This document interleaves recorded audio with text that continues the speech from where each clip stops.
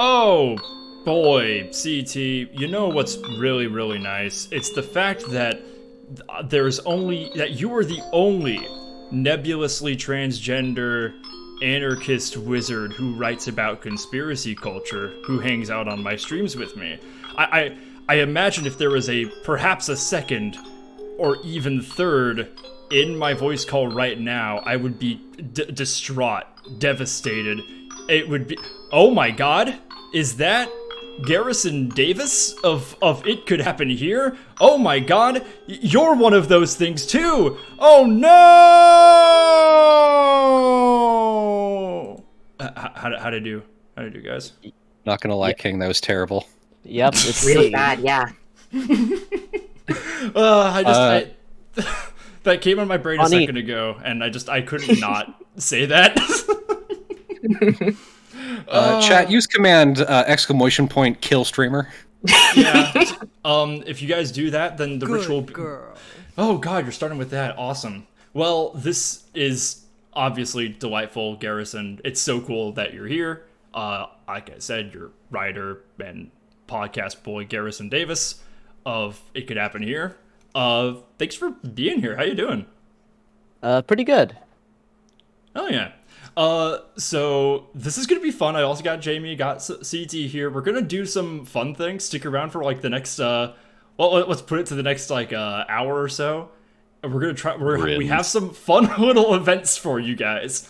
But the main event for me, which I gotta say, I've been excited about this part for like 3 whole years. It's the game not showing up on my screen capture. Fuck yeah, that's what I wanted to happen.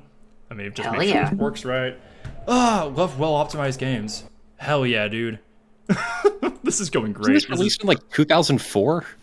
7. Uh, Whatever. I got audio, that's good.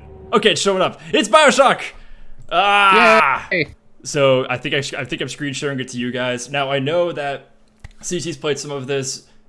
Jamie, have you played any of this fucking game? From my knowledge, it's a 2007 action platformer about collecting the big coin. Yeah, that happens. And Just like Adam Smith wrote about. Yeah, most I think of what Rob- I've I heard think- about the Yeah, most of yeah, what I've heard Garrett? about the first BioShock is that it's just like an Ayn Rand thing, but also maybe it criticizes the Ayn Rand thing. Who knows? It is criticizing the Ayn Rand thing. We'll see that happen. Atlas shrugged because he didn't know what he was talking about. That actually does happen in this game very early. Atlas shrugged because he lost his favorite big coin, known as the market. There's probably, I think there's a Robert Hyland book about that. But yeah, I know most people have like played Infinite, but not this game. Like you, Garrison. Like me, yes. Yeah, You've I've only had played Infinite? Yeah, I've only played Infinite. That's the bad one. That one's garbage. It's not garbage. It is fucking whack. I have a lot of criticisms about that game, which we might get into again. But I love. Has both sides. Dies. No. Anyway, I do love this game a lot, even though it's also trash. But we're just gonna do this. Oh, you told me we were playing good games for once. No, This that is a never good happens. game. That never happens. I'm curious how many people will also follow me on this train of thought here.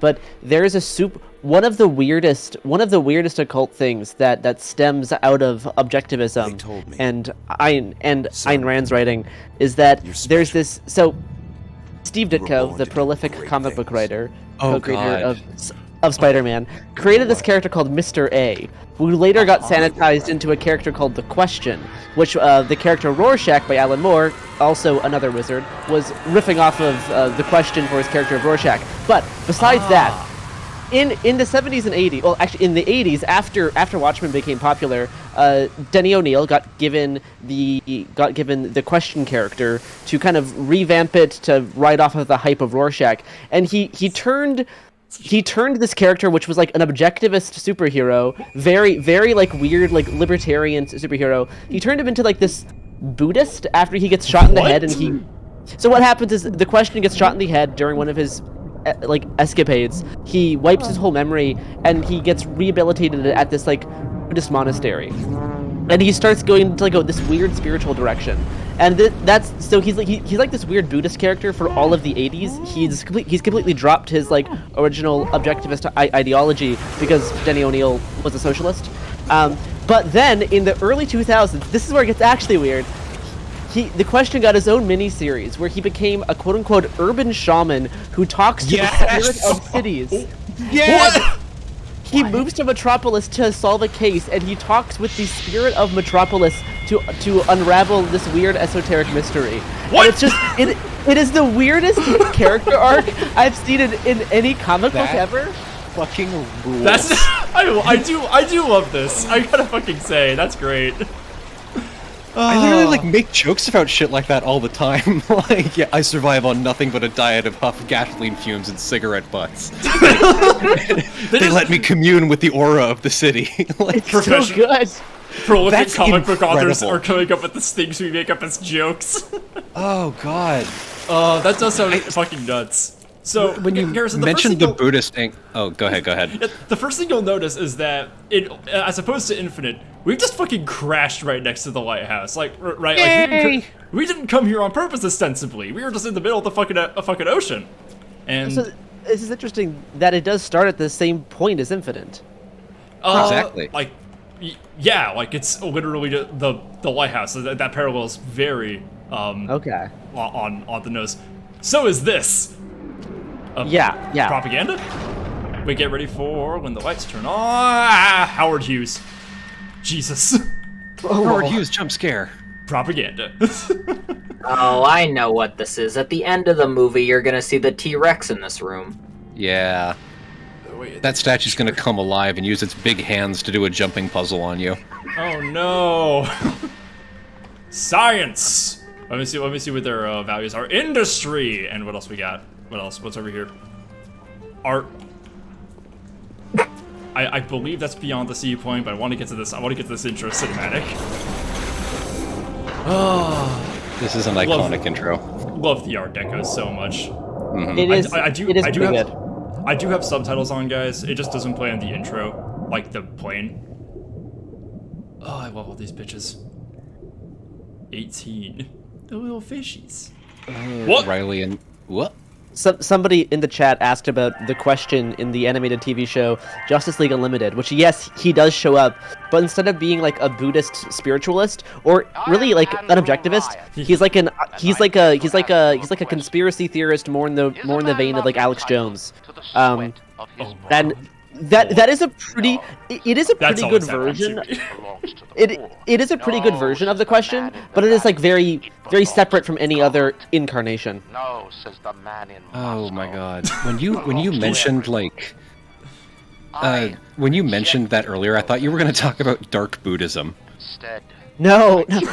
What is dark Buddhism?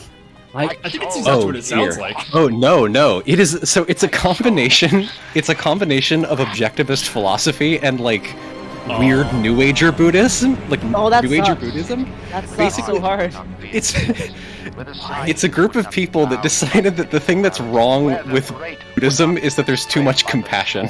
Right. No compassion allowed. It's fucking awesome. That is so funny. It's like here I have darkbuddhism.com pulled up in my other monitor here. The website. It's not even like left-hand path Buddhism. It's just like it's just No, yeah, it's not like Buddhism that does drugs and fucks. No, it's just like I began as an objectivist. Like many members of my generation, I discovered Ayn Rand in college, initially reading The Fountainhead and then Atlas Shrugged. I felt at the time that she had saved my life. I was a child prodigy, and as with most child prodigies, my adolescence and early adult years were filled with strong feelings of isolation and guilt, after years of bullying and taunting by the other children. Oh, and alienation of adults who found children with adult vocabularies and opinions to be creepy. Yeah, I'm sure that you can understand the rest of this. I was so oppressed for my huge pulsating Jimmy Neutron brain. I'm not like other kids. You keep finding Ernest Clines and you read them in the exact same voice. There's like a few things that are scarier than like a 7-year-old that thinks it's better than the other 7-year-olds. Oh, Yeah, no, absolutely. horrible. Oh, this is pretty fucked. So, the thing I find interesting about this game, I'm gonna kind of talk over the scary section because I want to info dump. So, but I've been thinking a lot about like what this game has to do with other first-person shooters, and this one is probably like, of its time, one of the most blatantly political FPS games that had been made up to this point. But Yeah. that's not quite true. So, with like early FPS games with like Doom, Wolfenstein, Duke Nukem, and whatnot, you have these games that are like, you know, letting children live out violent fantasies that cause big old moral panics and whatnot. Especially when we get to games like GTA, which have you killing cops and everything. A lot of right-wing panic about first-person shooters, until you get like our Medal of Honors and our Call of Duties, right? Where you read a lot of old criticism of those games, it's like, yeah, there's violence, but it's for US military, and it's portraying a grim reality that our soldiers face. And that kind of culminates with a game called America's Army. What? Oh god, I know about this. Go ahead. Jamie and Garrett, do you guys know about this game? Maybe I know there is something to do with Call of Duty based on it was one of the original inspirations was the Steven Spielberg World War. Ryan. Yeah. Yes, and it was supposed to be developed as like a game that shows how bad war is, but then obviously got turned into just a big advertisement for the military.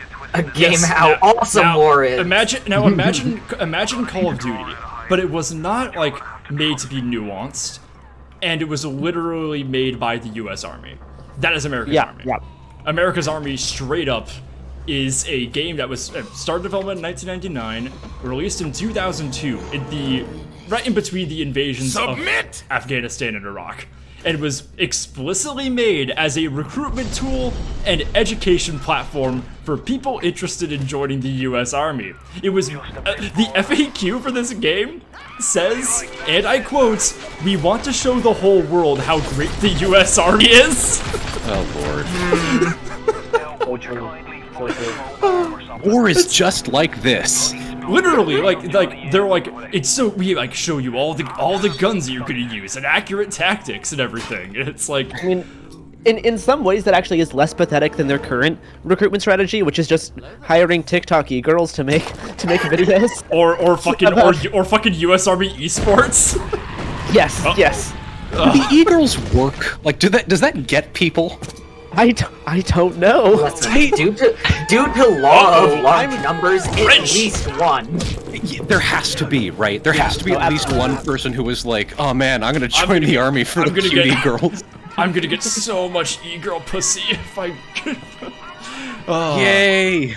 Woohoo! Yeah. So I find America's Army so funny because like, when the U.S. Army in-house development team, which is such a funny sentence, like was asked like about like what they contributed to like the gaming industry, like what innovations they made. They were like why was this game worth it? They were like, what we offered was the America's Army database. And that was basically like they were the first ones to like have like a global like leaderboard for like player stats and online modes, right? Like they were like the first to have like a global counter for like your kill counts and whatnot, right? Yeah, and it's like that's cool, but I guess you could have addressed, you know, trying to target like teenagers and making it a fucking piece of entertainment for them to go convince them to enact state violence overseas, but that's cool. If you go to war today, we'll count your video game kills as well. There was added to the leaderboard. There was a program called like the Real Soldiers program for this game that featured like actual soldiers in the army whose likenesses and career histories were used in America's Army for like education purposes, and one of them was like honored by George W. Bush during the State of the Union address in like 2007. That's bizarre. Fucking nuts. And yeah, they actually like just ended support for this game like last year. Like this game lasted 20 years. This America's Army was allowed to exist as long as we were in Afghanistan. That's actually pretty funny. It is. It's really good. It feels like a metaphor for something. I'm not really sure what though. I kind of wish it was still around just so I could play it, just so I could know what it was like. Well, better get ready for the sequel. America's Army 2. That game did exist. They made sequels. I'm sure. It's alright. John Big Daddy. I mean, they really should be capitalizing off of like the revamped Top Gun hype and just make like a Navy or like an Air Force movie where you're flying like jets. Isn't Totally, that? yeah. I mean, yeah. There has to be a Top Gun video game. Hang on. Yeah, there has to be. Yeah, it's called Top Controller. # gamer reference. Got Oh, they're killing me now. I see. Oh, there's a Wikipedia page called List of Top Gun video games. Oh, Okay. baby. Oh, wait. I want to play a game. Hold on. I want to play a game. I'm gonna guess how many Top Gun video games there are. Okay. And, okay, wait. Someone has to bet against me, and we have to go over and under. So I'm gonna guess that there are over 10 Top Gun video games. I'm gonna guess more than 5, less than 8. Okay, so what are your bets again? More than 10. More than 10? Mine's between 5 and 8. Gary got one. Less than 15. The correct answer is 18.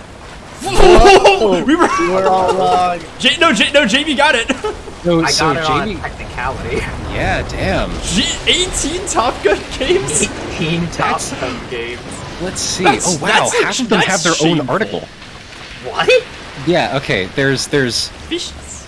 the Top Gun Ocean game, Top Gun by Konami, Top Gun The Second Mission, Top Gun Danger Zone, Top Gun Guts and Glory, Top Gun Fire at Will, Top Gun Hornet's Nest, Top Gun Firestorm, Top I Gun feel like I'm having a Combat stroke. Zones, Top Gun Air Combat, Top Gun Air Combat 2, Top Gun 2006, which received generally unfavorable reviews. I'm sure the other ones were fine then. Oh no, Top Gun Gulf Crisis, Top Gun... Yes!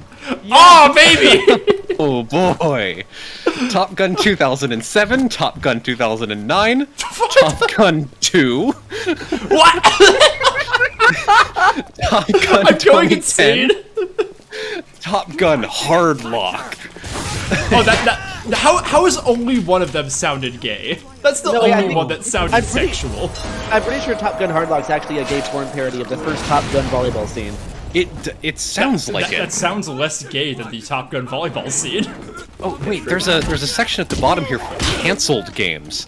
In Oh, wow. 1995, a Top Gun game from Spectrum Holobyte was announced, intended as an exclusive launch title for the Nintendo 64.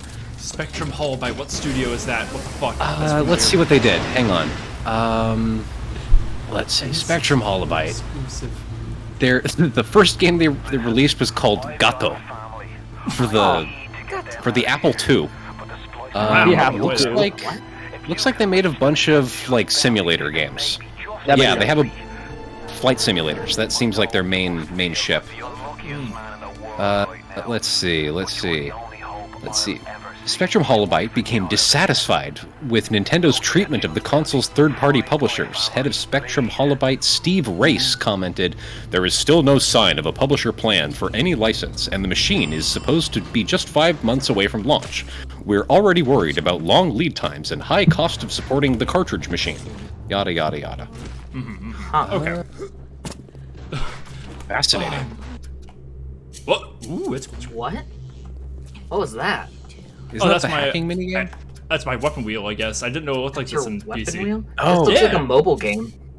It kind of does. Fun thing is, We gotta go to this the game- merch store. This game did come out on mobile. Actually, they optimized it for mobile. It plays. What? It plays decently. Yeah, Bioshock's a pretty well optimized game. It is, Oh, yeah. I just beat the shit out of that lady more to get a lack of a baby Why did you do that? because I'm evil. That's What fucked the up, fuck do you- man. What do you want from me? Wait, do you get like morality points in this game, or was she gonna turn into like a zombie and attack you? She was gonna turn to a zombie and bite me. There are some Okay. morality bits in this game, but they're kind of fucking meaningless. You gain Catholicism points every time you kill a pregnant mother with a wrench. My favorite thing in this is to like find bars and just chug down every bottle of Merlot that you see. Oh, okay. Because like, I mean, if I were in Rapture, that's just what I would be doing. Time to drink random chemicals type game. Okay. Absolutely. Oh, Too spiced up. I'm too spiced up. Nobody's gonna want me. CT, have you? Dead Nine says. Oh, yeah, read that. Dead Nine says, Q for CT and Garrison. Are you guys aware of the CIA's involvement in the Moonies? I mean, In what capacity? Like, I know that they've been, like, investigating them. Are you, like, what do you mean by involved? Yeah, I'm very Whenever someone brings up CIA's involvement in anything like this, I'm always a little I bit get it. dubious with stuff. yeah, I mean, Right. you're gonna have to be more specific, Riley. The Moonies have been involved with like every right-wing death squad. So It's like how every 6 to 8 months, someone in the American government comes out and says, like, yes, we see a thing that might be an alien. It's like, yeah, well, they just say that now. Like, Hey, why do they say that now? I don't know. I mean, okay, my theory with the whole Roswell thing is that they were trying to get people's attention away from the actual spy planes that they had there. Many such cases. Many such Many such cases. cases. that's Actually, like barely. I have joke. a grandfather that actually worked at Area 51 for a little bit, And I asked him about the aliens straight up, and he said that if there were aliens, I wouldn't be allowed to tell you. That's so disappointing. Well, like, he clearly had some sort of crazy security clearance at one point. Like, every couple years, his neighbors still get people knocking on their doors, like, showing them pictures of my grandfather. Like, is this him? It's like, has he been buying anything suspicious off the internet? Like, shit like that. What? Yeah. Nuts. If you develop weapons for the United States military, like, they check up on you. we have no choice but to watch this man attack that child. Dead Nines in chat says, like, they basically created the Moonies. They shepherded them to have loyal extremists. They admit to doing this. Moon was just some guy, and then they helped him and got him connected. They do that sometimes. I don't know. That's CIA.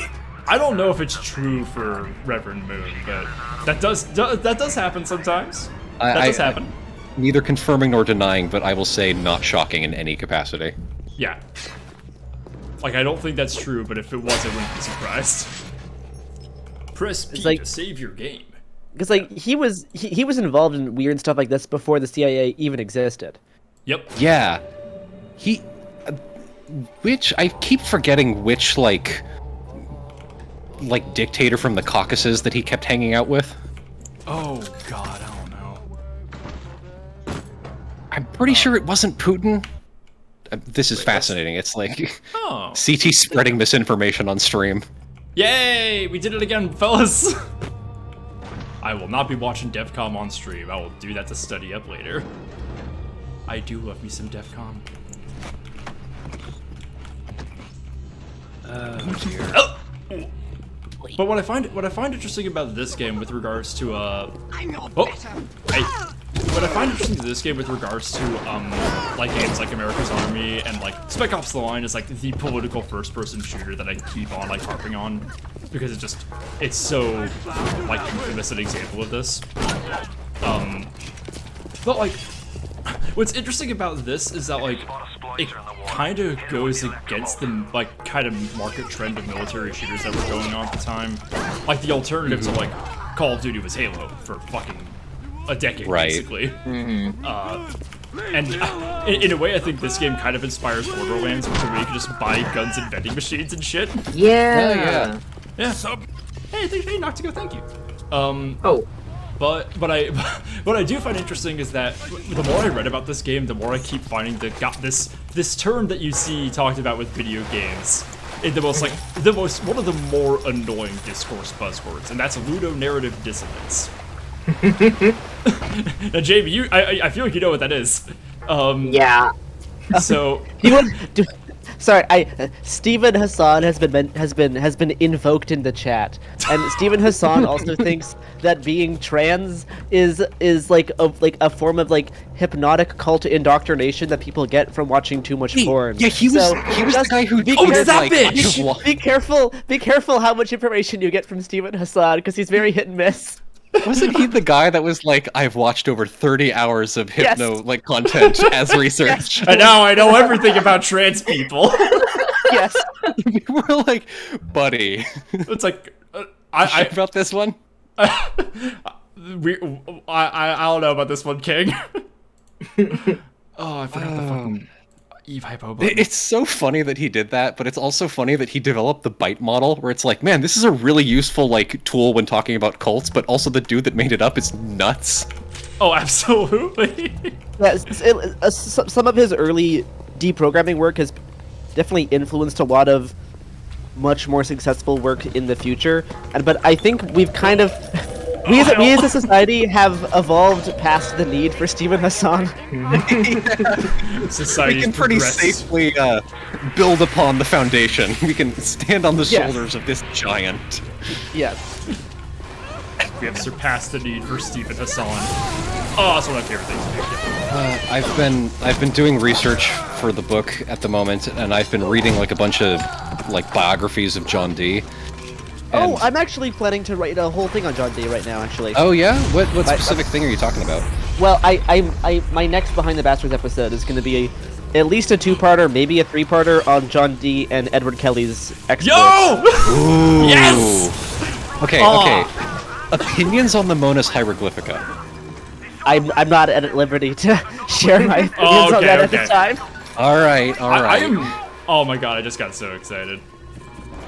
But That- I mean- what I was saying about narrative dissonance is.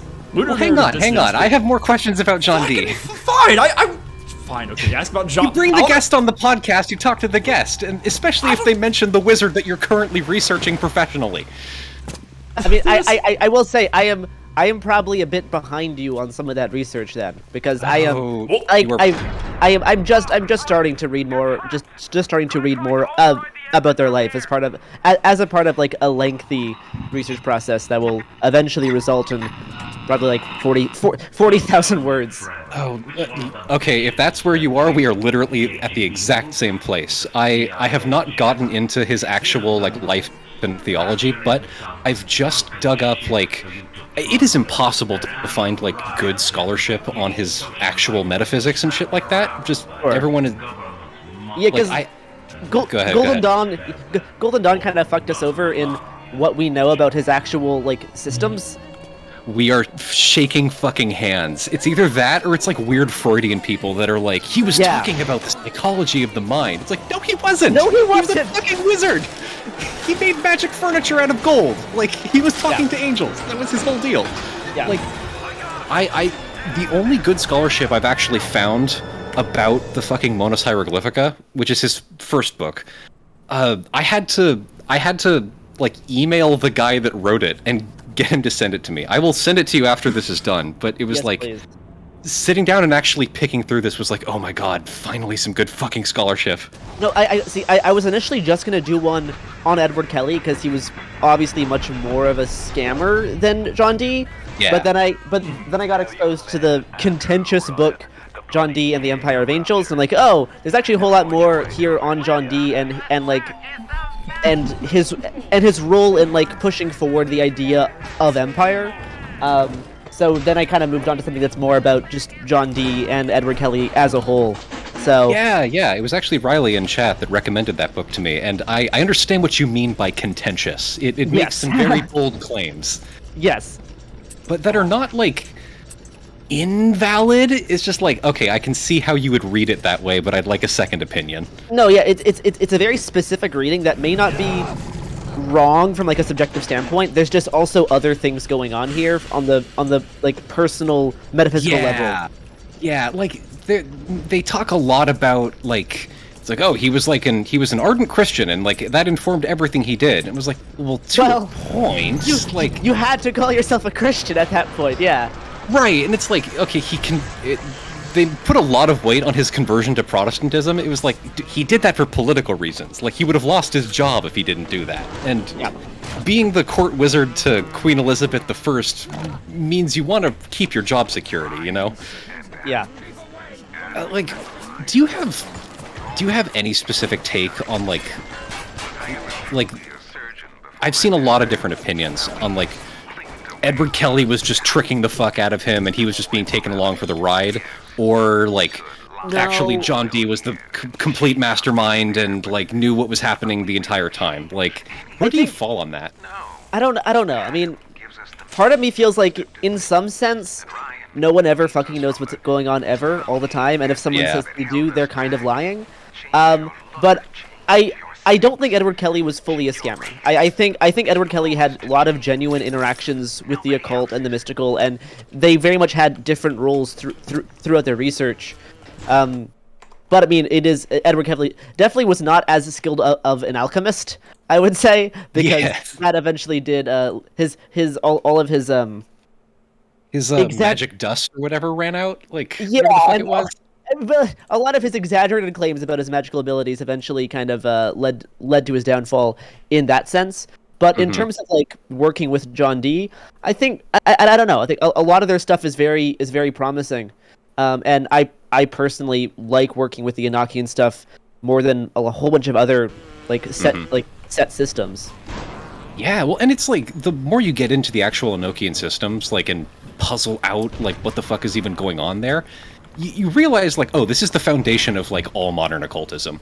Yes. You realize like this is the foundation. It just is. And like I don't know, Dee's a fascinating thinker, but I also like just seeing him like put together ideas, even just in the Monos, is like he's clearly somebody that was thinking about this shit on a much deeper level than anyone had ever thought about it and then written it down at that point in history. Because he was like financially able to spend time writing these things down. And he was like, at the time that he was alive, I think he was quite possibly the most educated person on Earth. Yep, no, absolutely. Like, by a huge margin. It was like him and, like, what, Thomas Drake, I guess? But regardless, I think what a lot of books miss is, like, that experience of, like, actually doing ritual magic with someone. And it's like, they could be a scammer, but it's like, if you talk to an angel with someone, there's a level of understanding that is hard to, like, explain to somebody who hasn't done shit like that. Also, like, a lot of it is like a feeling. Like, you can tell in a lot of senses. So yeah, no, it's if you don't have like actual experience with it, it is kind of hard to parse out. I mean, that's something that's even interesting with someone like Levy down the line. How much of him is based on such a limited experience, despite like the vastness of his theory. This stuff like scared him too much to actually bother doing it very often. Which means it's kind of an attitude I respect. No, absolutely. Like, you sit down and you talk to an angel and you're like, oh fuck, I'm not doing that again, that's scary. No, shit sucks. It's like, who do I have to pay to not go through this? It's like fucking Quentin Tarantino and Uma Thurman at their cocaine phase. This is an unspeakably strong bond. Right. It's like you see like Quentin Tarantino and Uma Thurman talk about like it's like man, you like it's like didn't Quentin like spit on your face for a movie or something? And it was like, listen. And then she stares to the middle distance and goes, "You don't understand." Yeah, it was just like, listen, the two of us have been friends for like 20 years. We have done more drugs than any human on Earth has really done. Like, we have a level of friendship that you can only like that it goes beyond words. We did more cocaine between us than you have drink water. That's exactly what ritual magic is like. Yeah, literally. I think honestly, the more interesting question regarding like the validity of John Dee and Edward Kelly's work is like, were they even talking to angels at all? Is more of the interesting aspect. Right. With like the level of trickery that entities are known to do, that kind of introduces a whole bunch of other interesting questions on. Like, are these things just wearing the mask of angels? Because because you can think about just in how different the Enochian angels are to a whole bunch of other entities that people work with. Yeah. But there's still a lot of people who will vehemently proclaim that they were actually working with demons the entire time. And that was like how they were. That was how the diaries were published. Like, it was published by one of his political enemies, who like found them buried in his yard, and like the preface to the True and Faithful Relation is like, it was like, I got permission from the abbot to print these, and let's talk about how this dude like was tricked into talking to a bunch of demons and how he's a huge idiot. Anyway, here are his entire unedited diaries. Thanks, bro. Yeah, thanks, bud. Thanks, homie. You've just right on, changed the course of Western occult history, idiot. Nice job. Nice going, dipshit. It's like the most interesting take like that I've heard on that is like, it doesn't really matter per se what they were talking to or if they were talking to anything, because that was they were clearly the experiences are still real. Yeah. It's like you read the shit it's like some of the shit that they were doing in their diaries. It was like, you don't do shit like that unless it feels real. No, absolutely. That's fascinating to me. They sacrificed so much. Yeah, no, John Dee sacrificed what was probably the best possible job on the planet. Like, court wizard to Queen Elizabeth I. He could have done anything. Like, like he got the job because he was really good at making like nautical maps, right? Yeah. Like all that good astrology. Like all he had to do for the rest of his life was keep pumping out maps, and people wouldn't have said shit because he kept the entire empire running. He sacrificed that to talk to angels. He's just like me for real. Wow. See, this is where we're different. My only job is doing wiggity wizard shit on the internet. You actually do important, cool things. Well, also, most of my important things also I just turn into wizard work, but yeah. Very true. Very true. Every time I come on this stream. Oh dear. So, like, okay, if these people were talking to entities, but, like, didn't know necessarily what they were, could Catholicism just be a trick of the gnome? A trick of the gnome, you say? Not a lot of people asking that. That's where Gnosticism comes from. That's the GN in Yeah. Gnosticism. It's the trickerous gnome. The M is silent. Riley is going nuts in chat for this. Oh yeah. We tricked this idiot into talking about the demiurge, and I'm gonna go back to my little hole and eat a bunch of berries for breakfast. Got him. I've caused a fundamental split in the early church.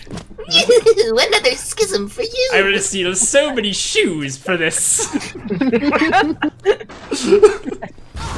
I gotta say, that's my favorite take on fairies. Is they're angels that got stuck on Earth.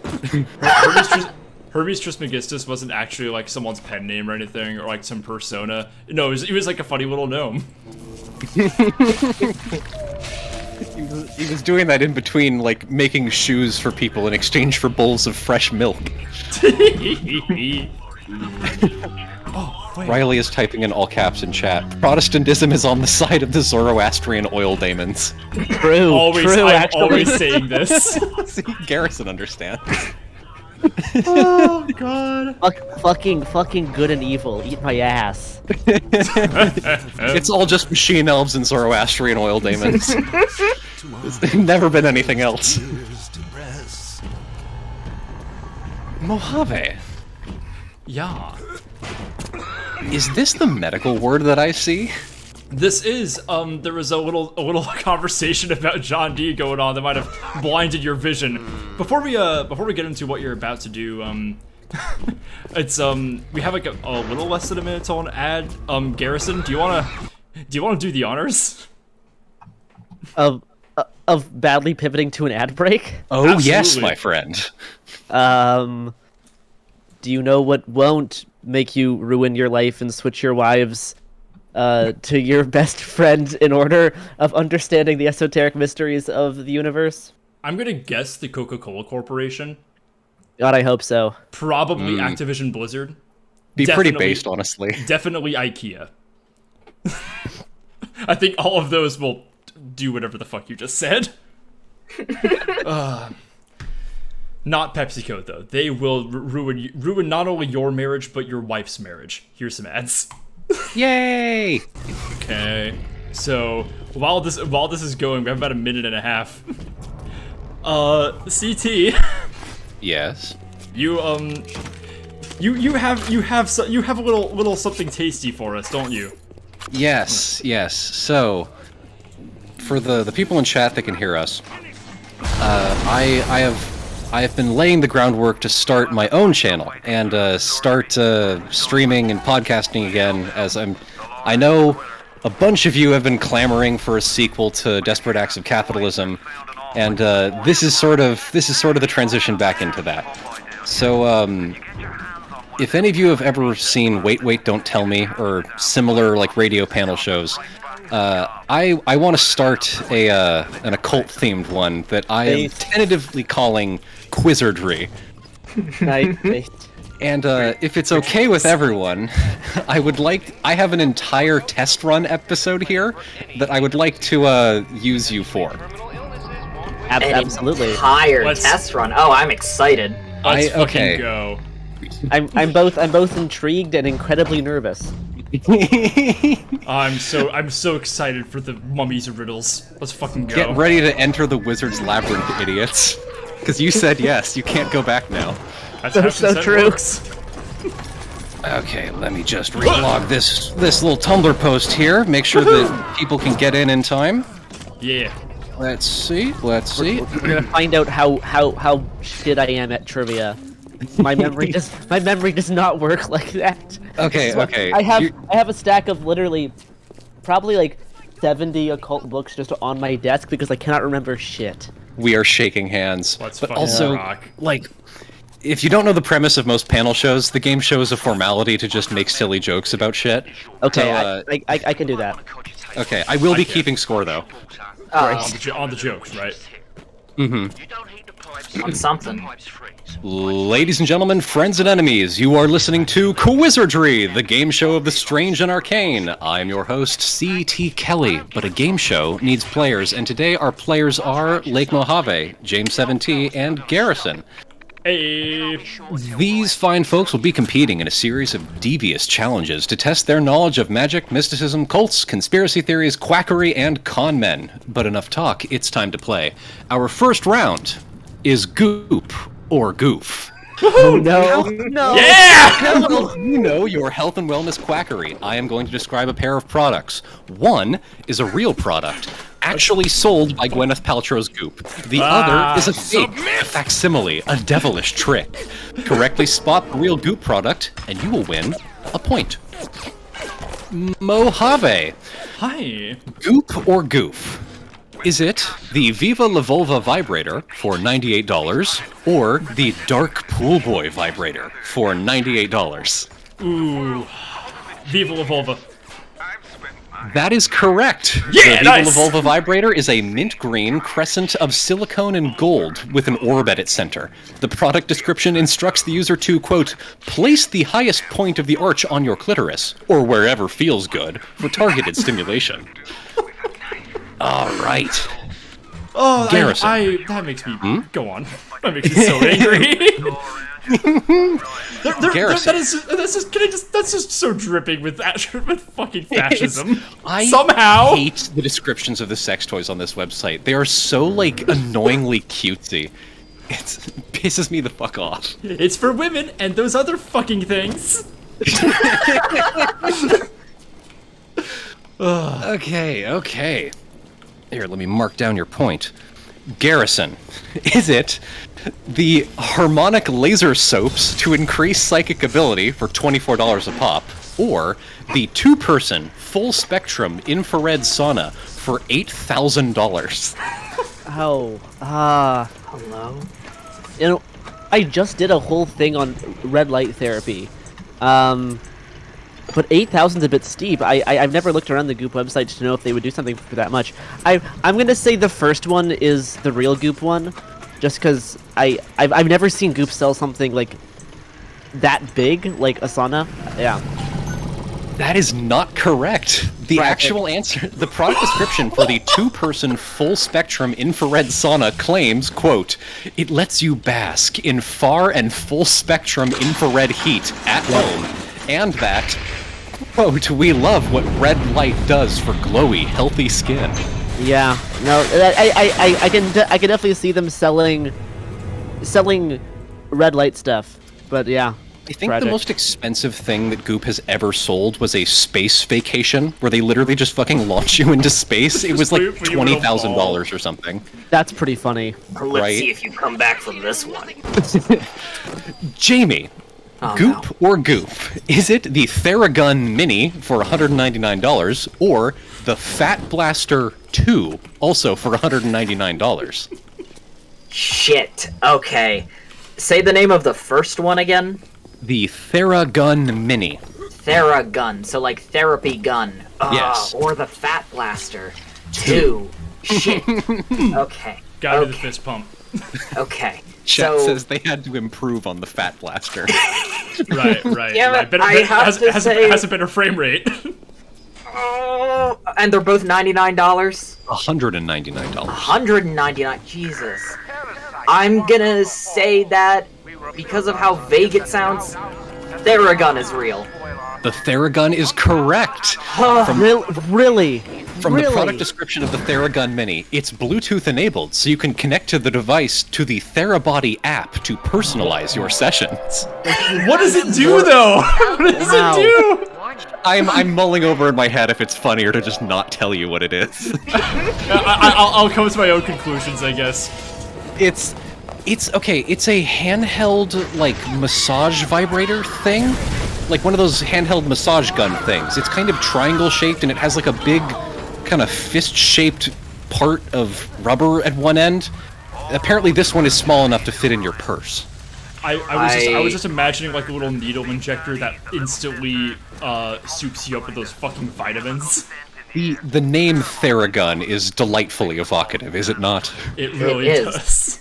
I'm gonna be honest, I really did think that was gonna be like one of those trick questions where, well, James, it turns out you're right, the Theragun is real, but also, the Fat Blaster 1 is a real product. They just never made a sequel.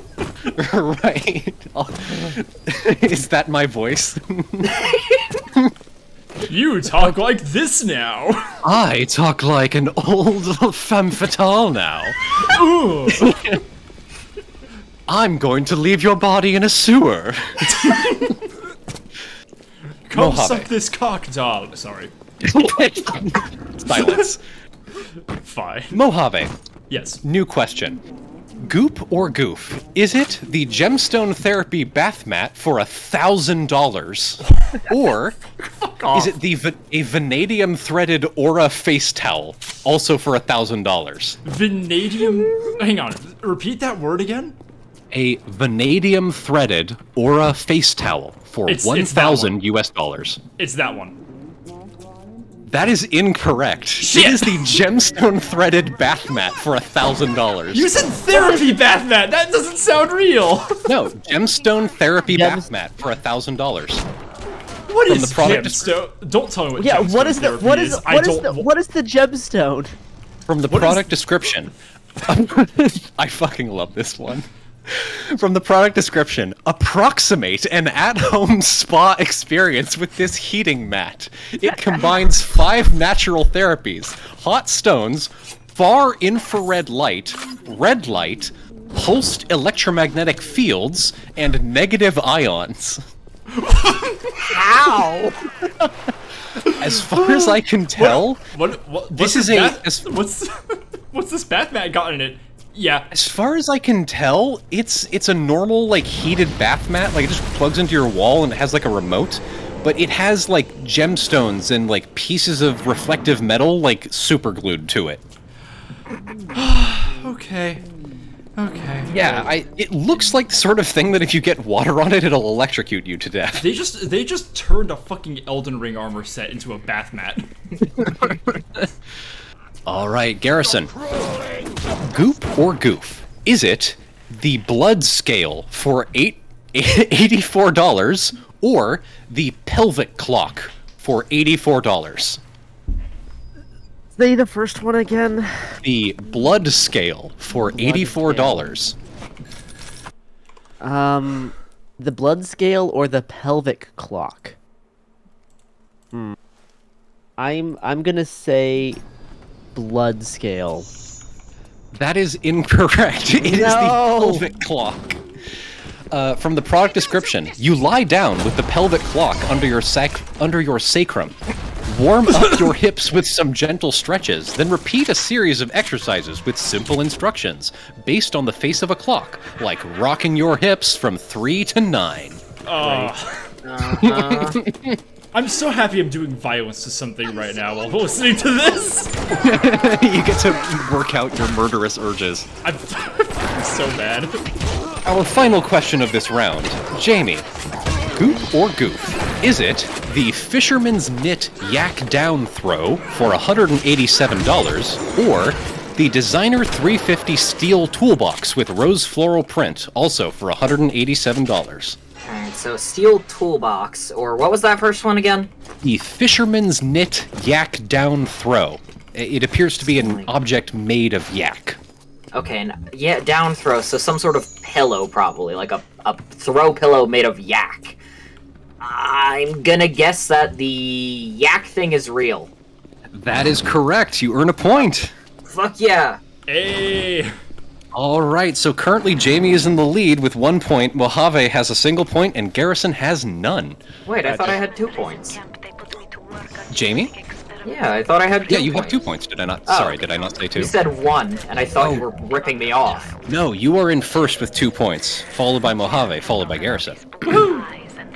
All right, we now enter our second round. I have scoured the conspiracy sphere for its most outlandish claims. I will ask you a series of questions that test your knowledge of conspiracy lore. It is multiple choice. For each correct answer, you win a point. Mojave, according to the conspiracy website, The Dark Outpost, who is secretly Anthony Fauci's mother? Is it A, Barbara Bush, B, Mother Teresa, or C, Cher? What's the name of the site again? The Dark Outpost? The Dark Outpost. Barbara Bush. That is incorrect. It is Mother Teresa. Okay. From the September 13th, 2020 article, new bombshell intel reveals that Dr. Anthony Fauci is the son of the late Mother Teresa, who was a child trafficker for Jeffrey Epstein. Featured... I was like, how are they gonna demonize Mother Teresa? Son of a bitch. Featured below this was a comically small phone screenshot of what appears to be a Reddit post of a screenshot of a Facebook post by someone named Jeff. How could we not trust Jeff? I trust Jeff. Jeff would never lie. According to the conspiracy website The Dark Outpost, what caused the large-scale earthquake in Turkey in 2020? Was it A, direct intervention from God, B, gnomes, or C, an orbital laser? I'm gonna say orbital laser. That is correct. From the show notes for February 9th, 2023. Rainey Robinson weighed in on top stories of the day. John Carmen and actor Nick Mancuso postulated that the Turkish earthquake could have been caused by a directed energy weapon, and Chris Schlager discussed the Nephilim. I'm sure he has great opinions on the Nephilim. That's one of those, like, big red flags. It's like, let's talk about the Nephilim. How about let's not? How about... Yeah, it's like, no. All right, Jamie. During the height of the pandemic, Alex Jones brought on a urotherapist, a man named Dr. Edward Group. What was his proposed COVID cure? Was it A, drinking urine, B, inhaling mercury fumes, or C, being French? Ah, shit. Okay. Oh man, I feel like this is one I should remember. I'm going to guess mercury fumes. I think it's mercury fumes. That is incorrect. From Dr. Group's website, globalhealinginstitute.com, quote, as a 5,000-year-old practice, the rejuvenational method of urotherapy, also known as Shimbavu, uses your own perfect medicine to heal the body from the inside out, linked to treating cancer, eliminating chronic disease, and divine manifestations. The power to heal is completely within. He is, indeed, referring to drinking your own urine. Oh my god. That doesn't sound too different from just being French. I'll be real. Immune to fascism, but not to COVID. I see how it is. Mojave. Yeah. Which American president supposedly made a treaty with extraterrestrial aliens? Is it A, Dwight D. Eisenhower, B, John F. Kennedy, or C, Richard Nixon? Oh, I want it to be Nixon so bad. I'm gonna go with my heart and say it's Tricky Dick. That is incorrect. The first proposed by Australian PhD in government, Michael Sala. He believes that on February 20th, 1954, President Dwight D. Eisenhower interrupted a vacation in Palm Springs to sign the Greada Treaty. The meeting was, of course, done telepathically. The cover story being that he had to visit the... Of course it was done telepathically! The cover story being that he had to visit the dentist after chipping a tooth on a chicken wing. Did that actually happen to Eisenhower? Did he chip his tooth that way? That did actually happen to Eisenhower. If you're a sheeple. I see. I wish I lived in a world where that was true. Instead, we're getting these fucking aliens. Garrison, according to the Dark Outpost, who did Eisenhower actually meet with? Was it A, ancient Sumerian gods passing themselves off as aliens, B, ascended Catholic warlocks, or C, the devil himself? The Sumerian gods pretending to be aliens. That is incorrect. Dang Unfortunately, from the show notes, did President Dwight D. Eisenhower really make a deal with Satan instead of extraterrestrials? Bummer. Fell for the classic trick. The classic trick. The old aliens devil switcheroo. Got us again. The old switcheroo. All right. The standing is currently Jamie on top with Mojave and Gare. Mojave. Old Mojave and Garrison. Chat, we got a Mojave. Type with the chat. Mojave. We now move into our third round. Repopulate the heavens. This round will test your knowledge of spirits and entities. I'm going to read you the name and description of a summonable spirit or entity from a historical grimoire. If you can tell me what boon they offer, you get a point. Ooh. Mojave. Yeah. Gamagen is a great Marquis of Hell who rules over 30 legions of demons. He is depicted as a little horse or a donkey, which changes form into a man under the Conjurer's request. What boon does he offer? If you don't know the answer, just say something funny. So he turns into a little horse? Or a donkey. Or donkey. Okay. I think he blesses you with cabbages.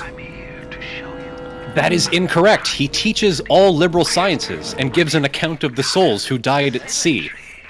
I see. Of course. You should have known this. I should have. I have an English degree, and I do know where the bodies are kept, so I should have fucking known. The ribbon says close. Very close. Garrison. Alphas is an Earl of Hell. Most manuscripts describe him as a horse-voiced stock dove, or perhaps a stork. What boon does he offer?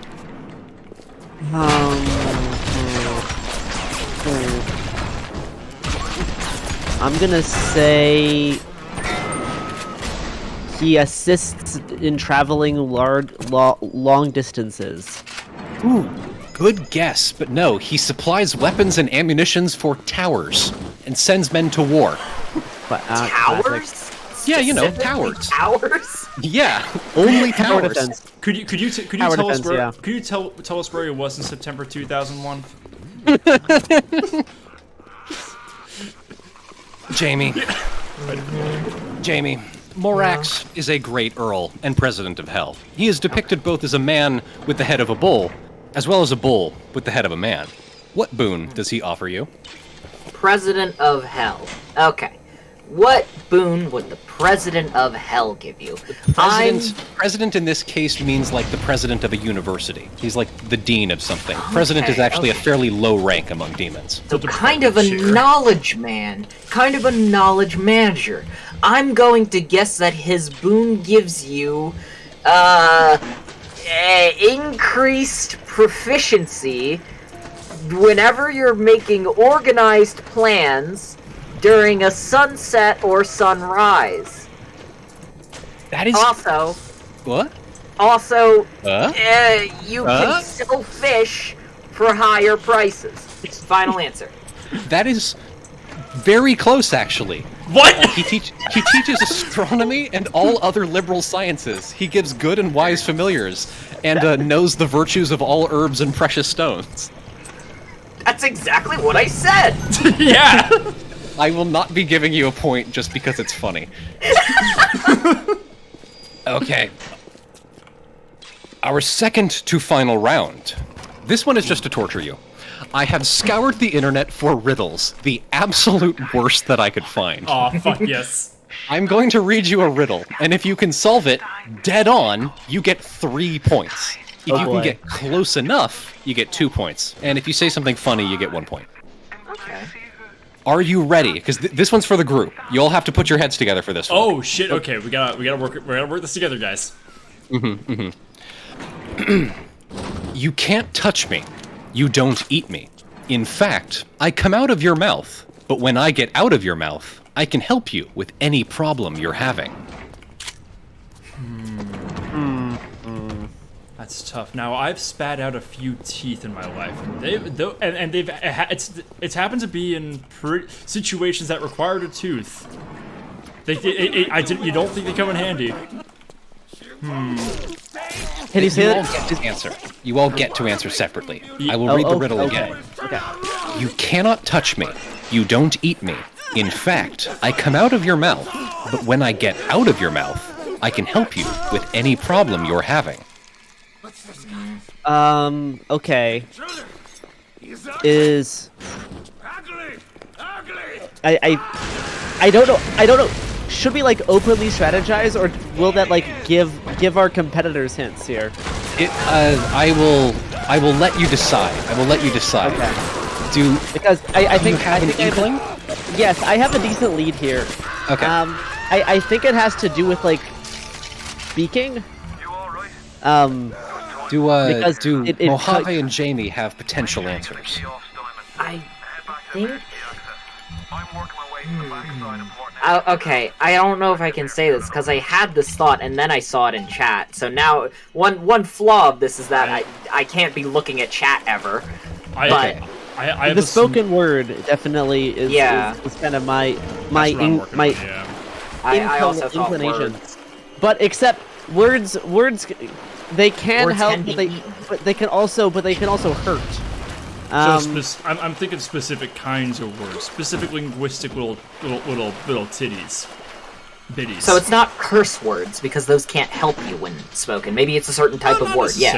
Not necessarily. Well, in the case of this stupid riddle, probably not. You don't know that. Okay, then your answer is curse words. Final answer. That's what I got. Yeah. How about you guys? Okay. I'm gonna say kind words. Can I alter my answer slightly? No. Let me hear Garrison. It has to do with spoken word.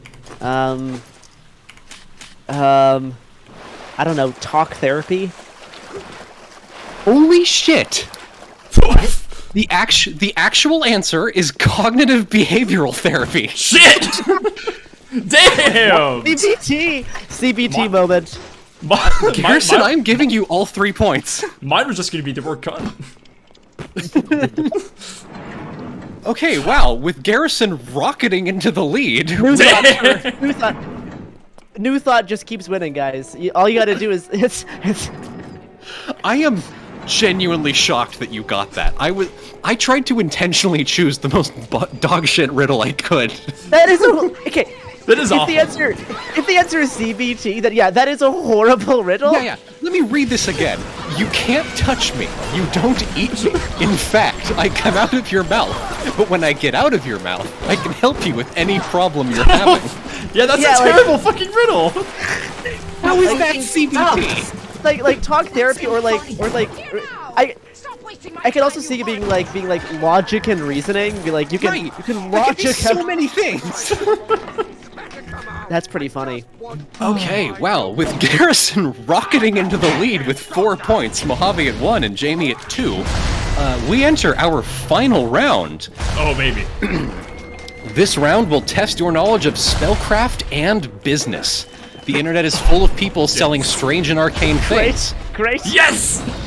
I am going to read you the descriptions of a spell or magical object I found for sale on the internet. No! Your job is to tell me how much it costs. Yes!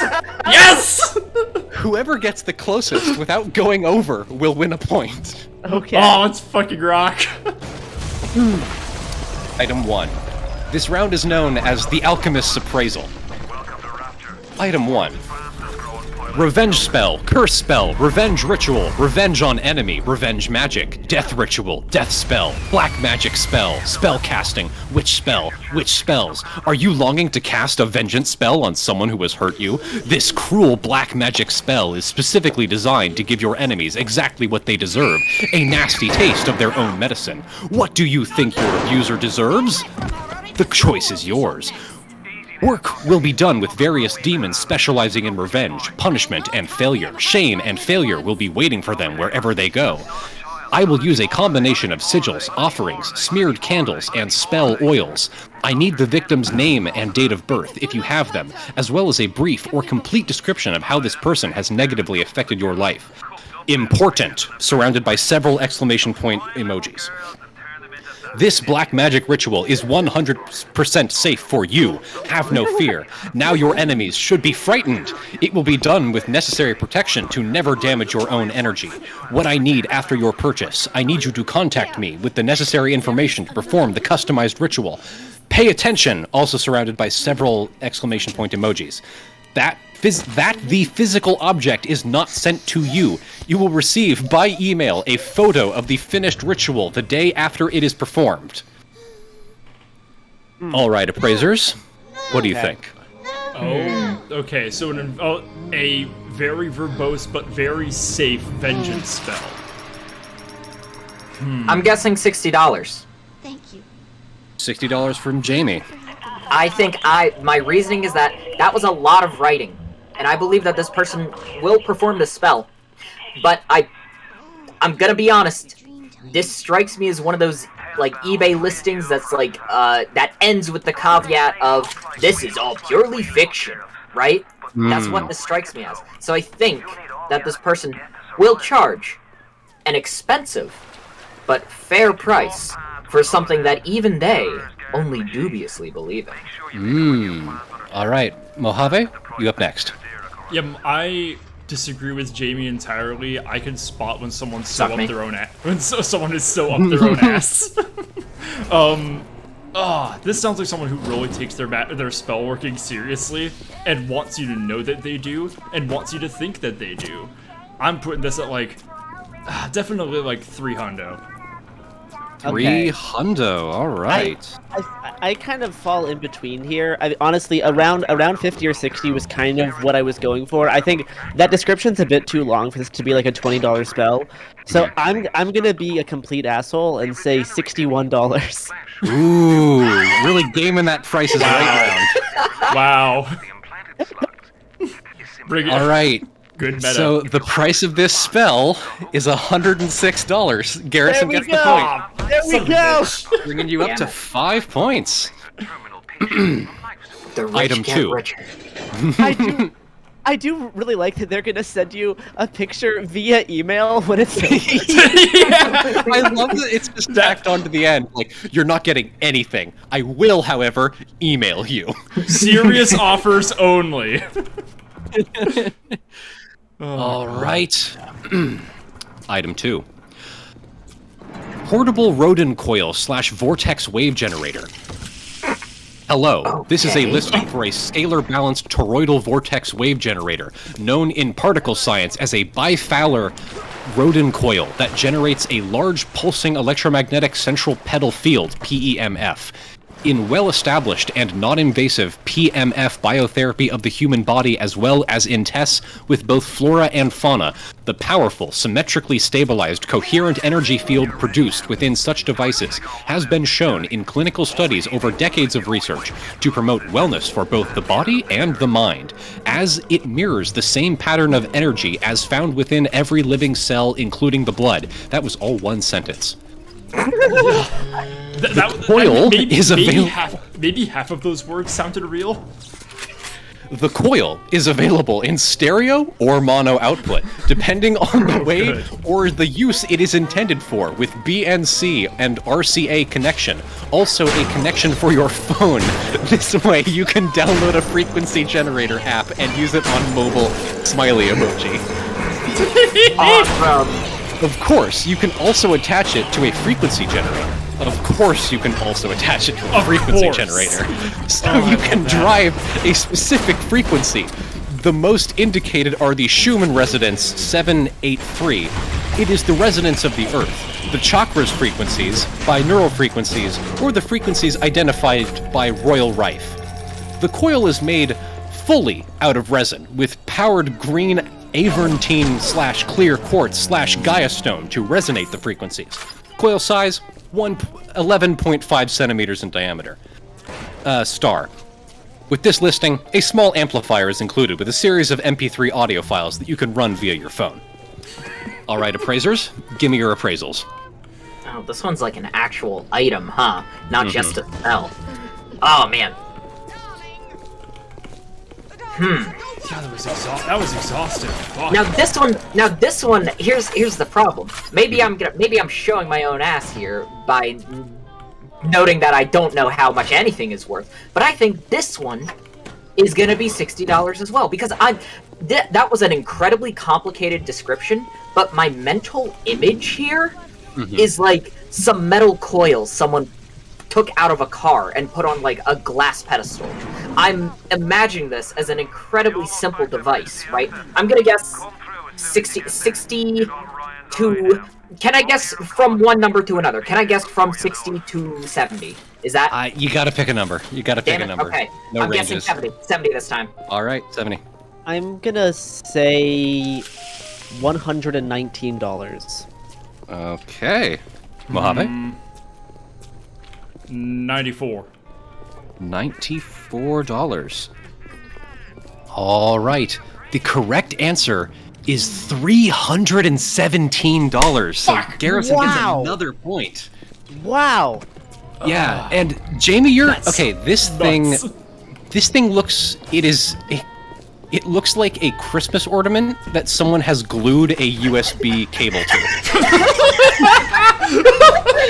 I was right on the description, but wrong on the price. The product listing shows what looks like a kind of donut-shaped Christmas ornament that someone has clearly just kind of stuck a USB cable into, and then it's connected to an amplifier, and then that's connected to the USB slot on their like iPhone 6, and then that has like they're playing a sound file on it that has like a Dharma symbol on it. CT makes a request. Can you put like the images for some of these I will. things I have. in I Discord? knew that you would ask for that, and I saved all of the links. Thank God.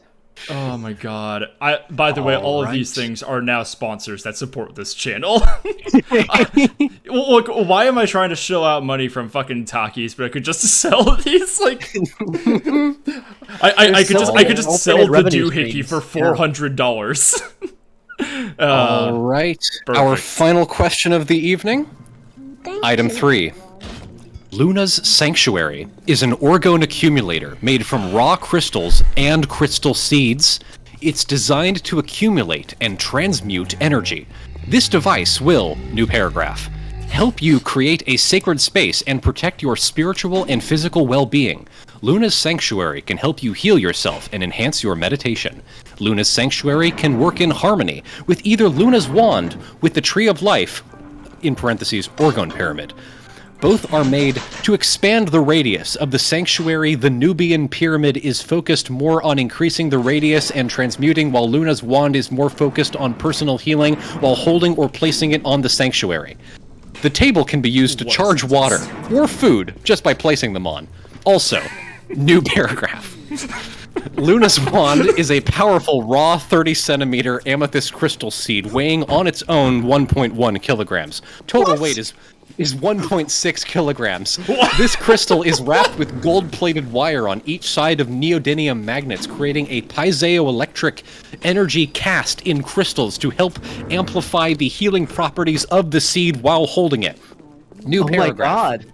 Sanctuary is a round table 30 centimeters in diameter and 60 centimeters in height, weighing 3.2 kilograms. The base of the table is made from polished brass, filled with brass, copper, silver shavings, filled with crystals on the following order. First layer, grinded clear quartz. Second layer, Herkimer diamond seeds wrapped with gold-plated wire, plus Lemurian seeds. Third layer. Oh good. raw Oh good. am- Lemurian seeds. Just what I was looking for. What You know, you didn't have me until the Lemurian seeds, but now I'm on board, buddy. Aw, baby. Third layer, raw amethyst, raw citrine, garnet, blue apatite, labradorite, small charging pyramids, placed on this bed of crystals, a sacred symbol surrounding the plate. Placed the following crystals: raw amethyst seeds, raw smoky quartz, wrapped in gold-plated wire seeds, grinded smoky quartz on the outer edges, topped with selenite plus opalite. Listing comes with, in all caps, Luna's wand after purchase. Luna's sanctuary will be shipped by FedEx. All right, appraisers, your price. Wait a minute. So, Luna's sanctuary includes not only the sanctuary, but also the wand? Also the wand. You get, this is a 2-for-1 deal, my friend. FedEx And is it's also shipped, Luna's sanctuary. Thankfully, it's shipped by FedEx, so we know it's legit. Will be shipped by FedEx. You do not have a fucking choice. This is the end all be all of orgone harvesting. I honestly think this is gonna be pricey as fuck. We are all Luna's sanctuary. No, I think this is going to be more expensive than any of the previous items. I think. This isn't. I will say yes. It is going to be significantly more expensive than think the this two. is $1,000. I was thinking quadruple digits. Yeah. All right, $1,000 for Jamie. I'm thinking 1,600. $1,600. I could be a dick and just say $1,601, but I'm not going to. I'm gonna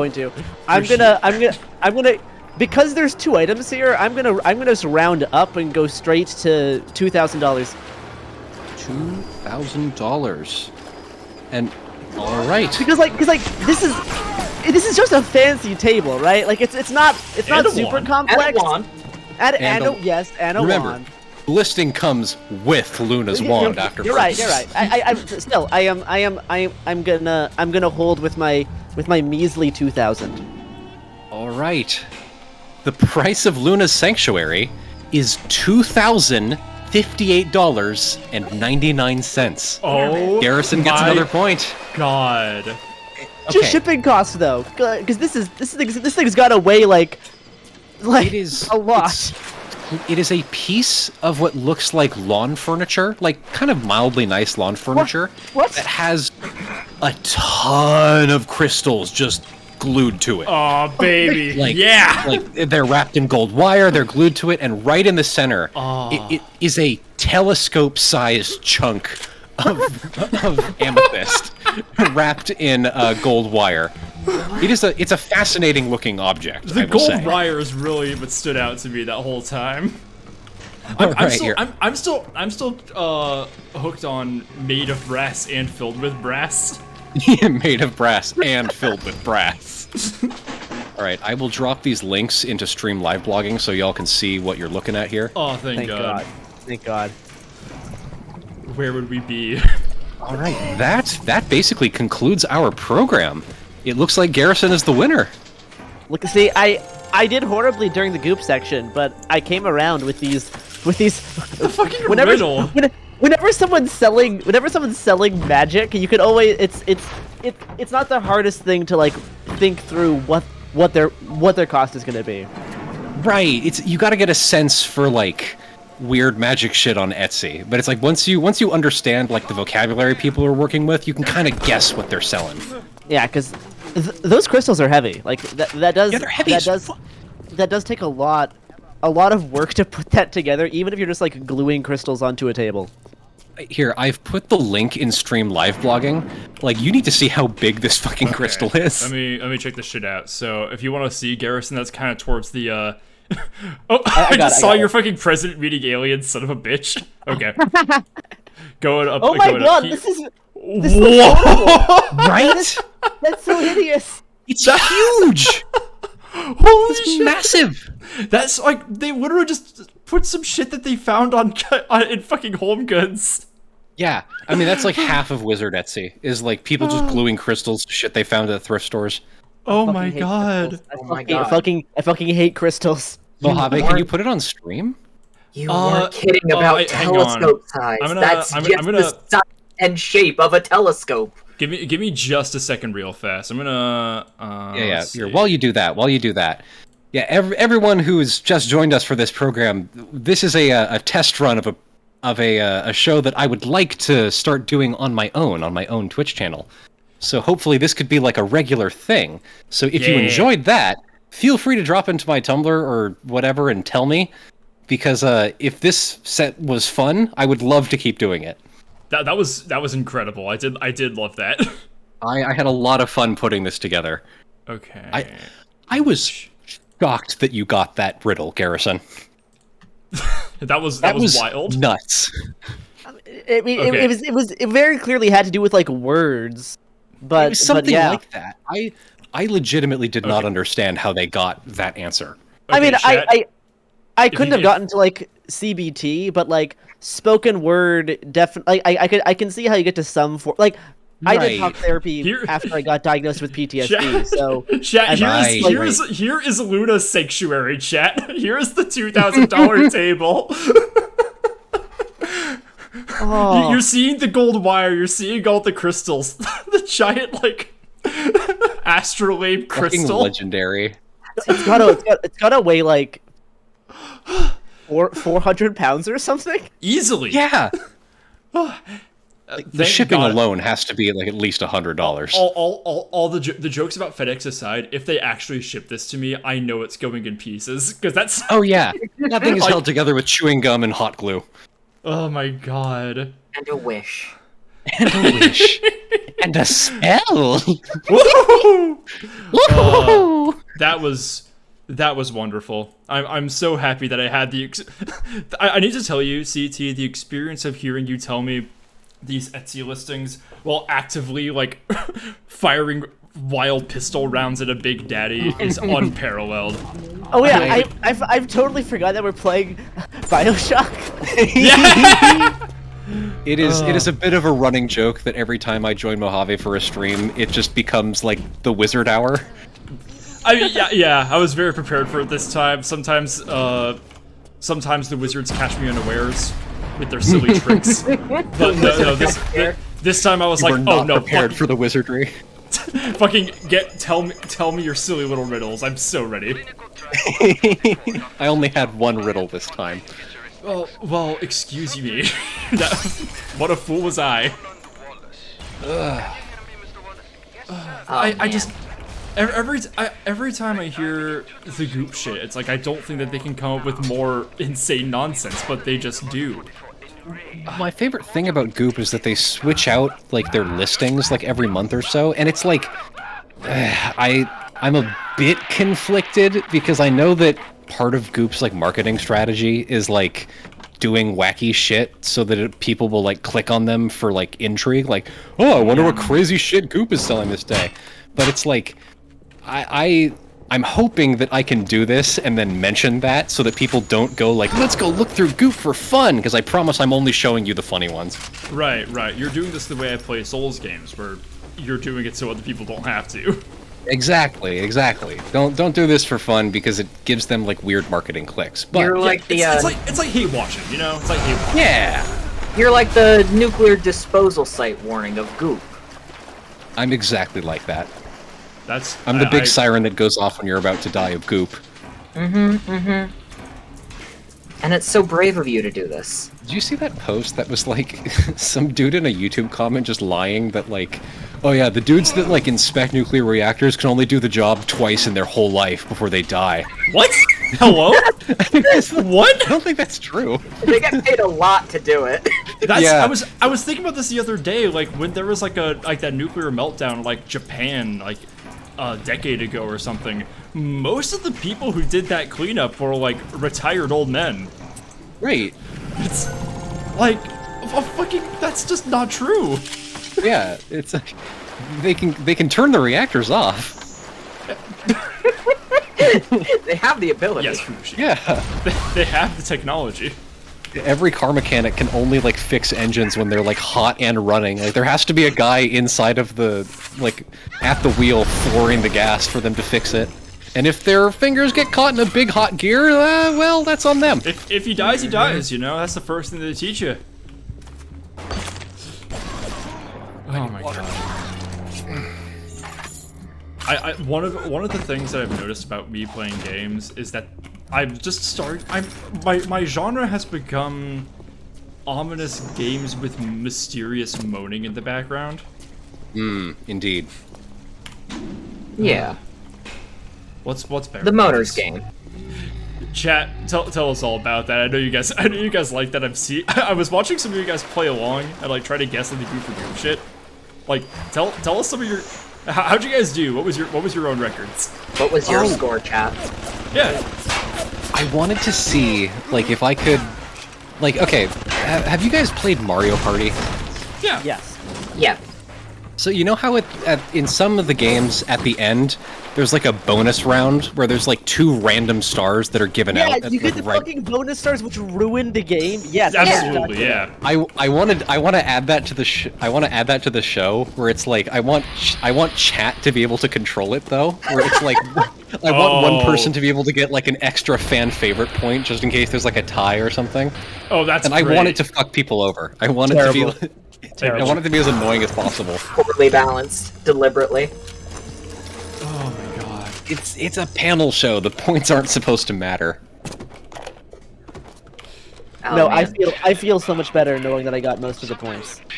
You did shockingly well, I will say. My day has been vastly improved. Excellent. I'll do like computer games did in the early 2000s, and I'll like email you a certificate you can print out on your home printer. Thank you. Now, Yeah. okay. I feel like it's important. I gotta induct you into this, Garrison. I'm so sorry to bring up other video games that I've info dumped about while playing this one I'm trying to info dump about.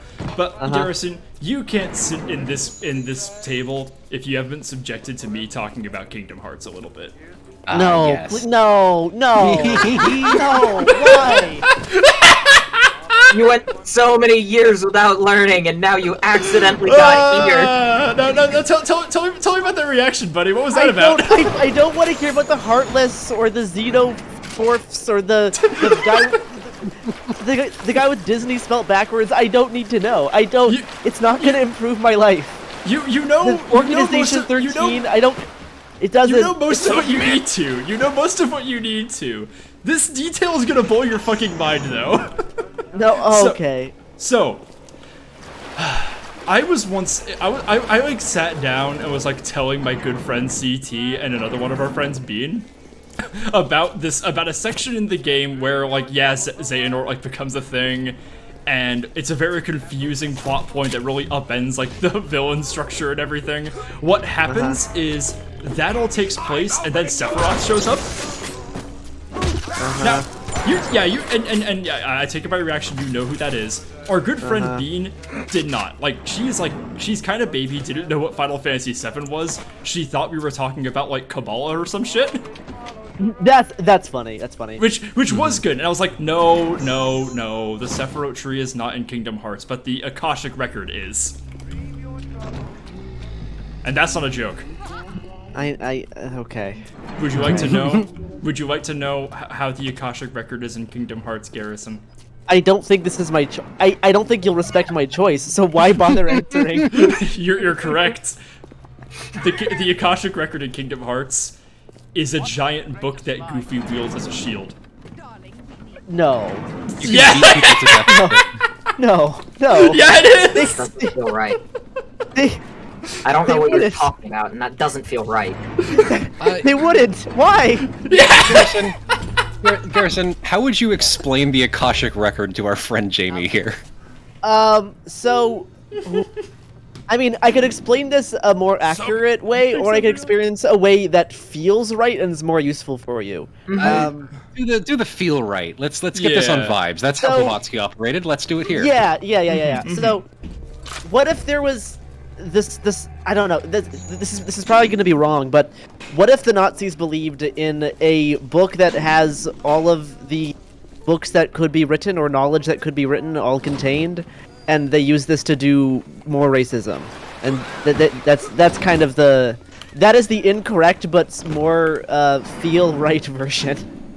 Hey, what is that in Kingdom Hearts? Hey everyone. It's Why the is that book. in Kingdom Hearts? It's Goofy Shield. Hey everyone. Why does Goofy have that? Hey everyone, why does Goofy have that? Basically, so I'm guessing in Kingdom Hearts, it's like the complete Disney canon or something would be held inside the Akashic Records. I am assuming it's just the same one. I'm assuming it's the one that's in Theosophy. We are given no elaboration. It's just called Akashic Record.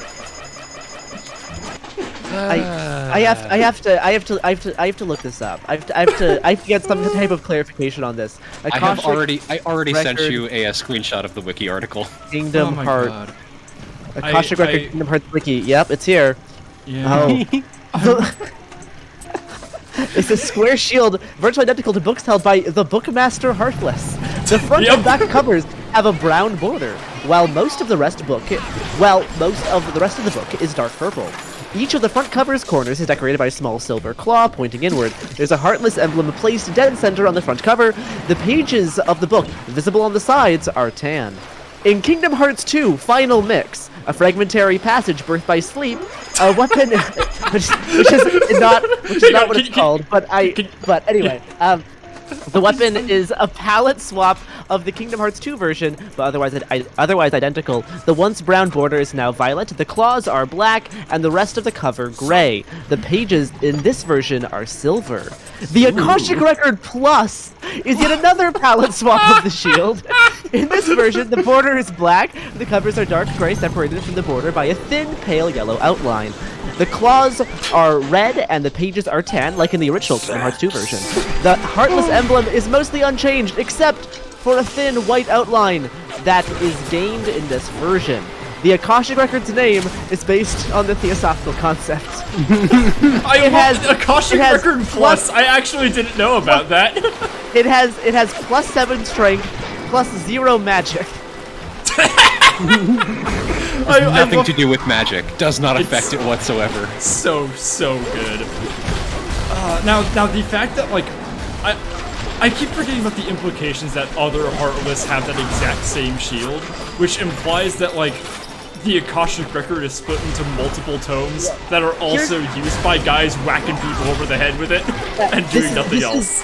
This is gonna have deeply frightening implications, but one of the things I'm like specifically nerdy about in terms of like mysticism is the mystic cosmology of Star Wars. Is something I'm extremely nerdy about, and I think it has a lot of interesting applications with like actual occultism, because they pull from a whole bunch of fun sources and they do some cool shit with it. But it is alleged that Star Wars will be in the next Kingdom Hearts game, which means the Akashic Records exist in a multiverse with Star Wars, which is deeply concerning. Oh my god. That is bizarre. Which means the Akashic Records could be written by the Wills. Just saying. It could. Oh my. How does Palpatine fit into the Akashic Record? Oh my god. He's the only thing that isn't in there. How else do you think the Jedi didn't know about him? Yeah. Troubling. Deeply troubling. Deeply troubling. Also, chat, thanks for starting the hype train. Love you guys. Being a theosophist even mean in the Star Wars universe? That's fascinating. I mean, there's certainly a whole bunch of very weird Force cults. I'm sure there's one that would be similar to Theosophy. Right. I mean, I guess. I don't know, like the weird mysticism of the Force extends far beyond the simple dualistic limitations of the Jedi and the Sith. Yeah. Right. Yeah. The idea of like a Blavatsky-like figure existing in Star Wars is so funny to me, though. Like, in a world where there's like a psychic samurai with lasers, like how do you pull off like being like a spiritual grifter? Like how do you like pull the wool over people's eyes? You know, what's beyond their scope of reality? That's so interesting. Right. I mean, in Blattia's case, she would just have a lot more to actually work with, honestly. Like, she could actually do the Force? Like... Yeah, exactly. Yeah. You'd be able to actually just get interesting information. No,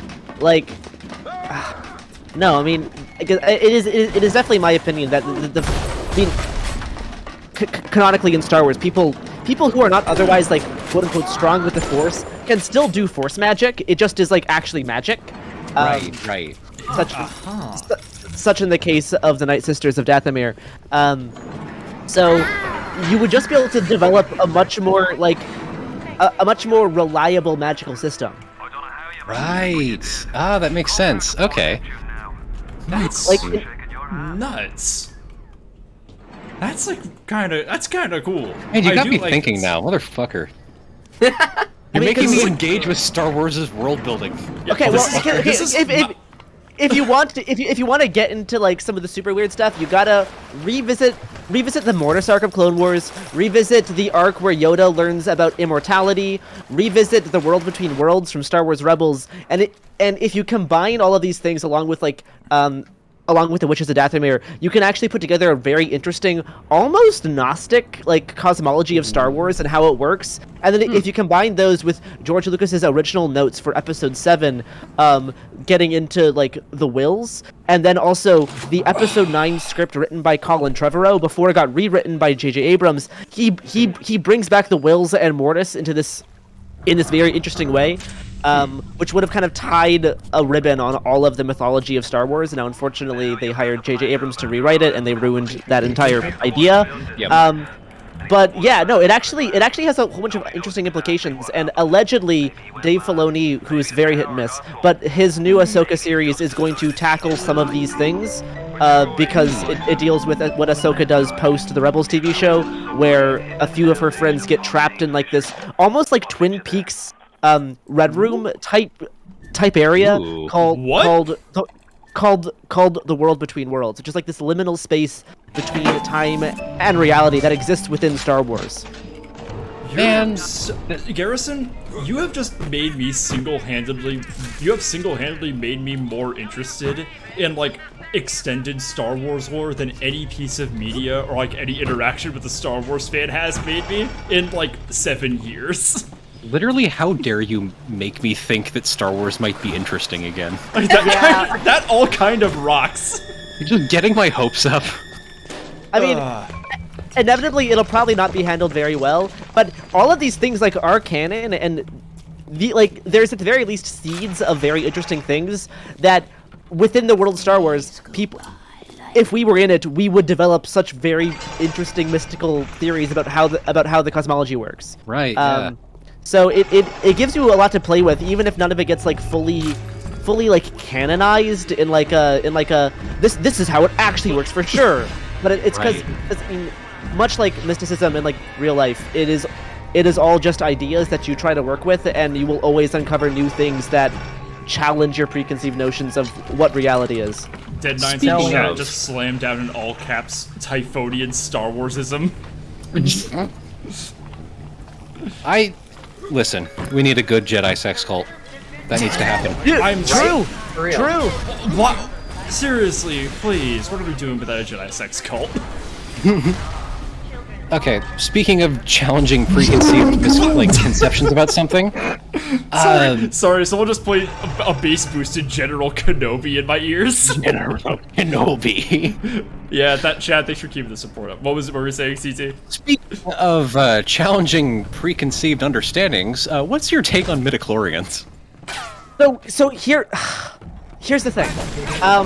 Midichlorians actually played an important role in the overall cosmology of Star Wars.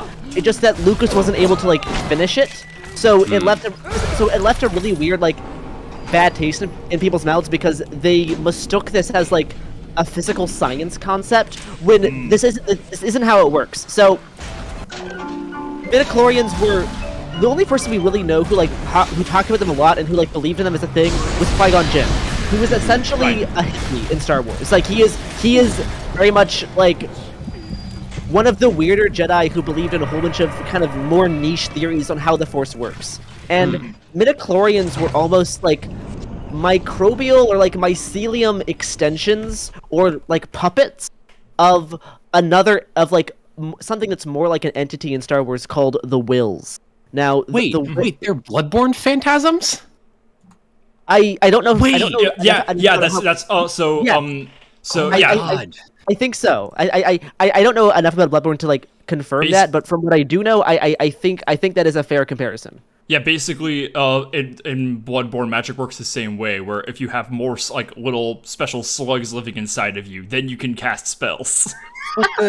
But the slugs are like a hyper-dimensional extension of like this like sentient biome of the old Great Ones that bleeds into our dimension and et cetera, et cetera. Like, definitely, yes. No, absolutely. And yeah, like Qui-Gon was kind of like a Gnostic Jedi would be a fair a fair comparison. So yeah, Nice. the midichlorians are like puppets of these things called the wills, and midichlorians they're not like genetic in that way. Like you aren't born with a set. They can change as the wills change your own fate, and as you negotiate with the wills for what your fate becomes. So they're not. You're not just like born with it.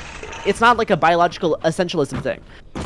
It has more to do with like magic and like how you want your life to go and how you negotiate with the wills. Which is why also this is why Yoda is able to burn the books in The Last Jedi, because he is, even though he is only a ghost, he is like one with the Force. He can negotiate with the wills. And so if he says, hey, I want to do this act of magic, I want to do this Force thing, the wills can be like, yeah, sure, that is totally doable.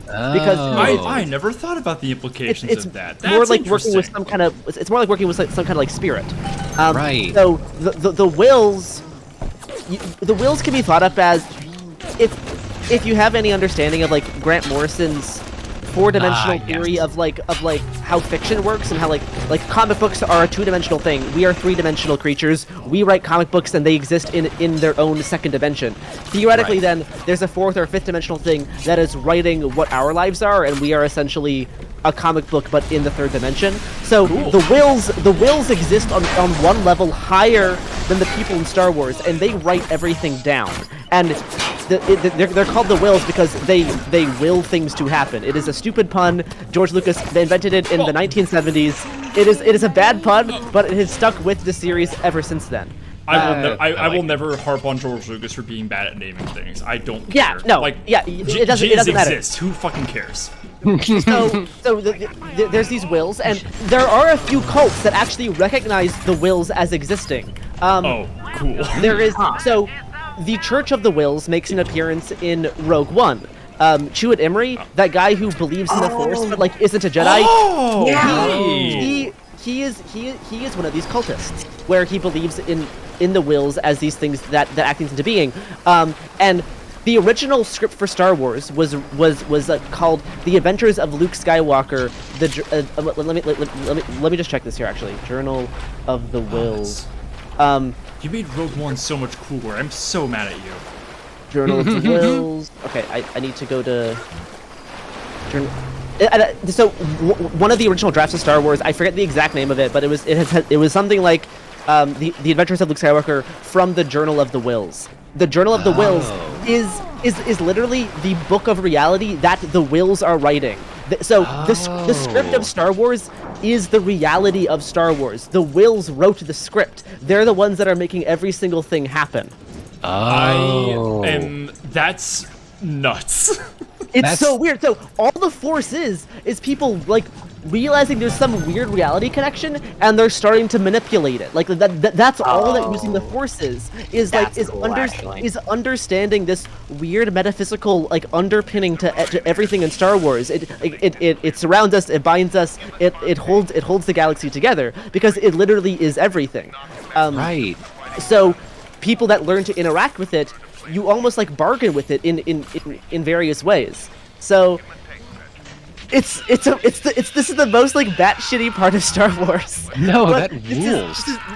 This was here from like the very beginning. Like before the first movie was made, Lucas was already like writing down this meta cosmology, and it's only been alluded to a few times within the actual text. Rogue One being one of the cases, along with stuff like the Mortis arc, which deals with weird entities that kind of are almost more like they're kind of more like the Demiurge, I guess, because they're not the wills themselves, but they believe they are some kind of weird creator deity, and they definitely impact like how the Force is moving throughout the universe. But it does not come from them. They're kind of overconfident in what their actual abilities are. Yeah, it gets very weird. That is, yet again, how dare you make me think that Star Wars might be interesting? But, like, okay, one, it's insane that, like, Lucas had that in his pocket from day one. Like, that is a wild place to start Star Wars. No, it's so weird, yeah. Like, that... It is wild that he can start a story with, like, its bizarre pataphysics, and then is like, well, also, I think I want to add Jar Jar. I know, it's really weird. No, like here's a quote from Lucas from like later on, and this was after he lost creative control. So they've kind of changed the way the wills work in some ways because Dave Filoni has like picked up this idea and like ran with it. But here's a quote from George. Originally, I was trying to have the story be told by somebody else, an immortal being known as a will. There was gonna be someone watching this whole story and recording it, somebody probably wiser than the mortals playing in the actual events. I eventually dropped this idea, and the contents behind the wills turned into the Force. But the wills became a part of this massive amount of notes, quotes, and background information that I used for the scripts, and the stories were actually, and that the stories were actually taken from this Journal of the Wills. And now the wills have turned into more of like an active participant in creating what the reality is, not just documenting it. As he later developed like the midichlorians, and the midichlorians became this weird like puppet that the wills operate through. Hence the fucking title a long time ago in a galaxy far, far away. Yes! This is why this is the opening crawl! Huh. You are pulling back the fucking veil here. Holy shit. I'm obsessed with this. Most of the people who I talk to about the metaphysics of Star Wars just get very like annoyed, and they're like, okay, but none of this actually matters because Star Wars is about like shooting laser guns. I'm like, yes, but the only interesting part is all this weird metaphysics. I don't care about I don't care about anything else. Yeah, even the politics are kind of mid at this point.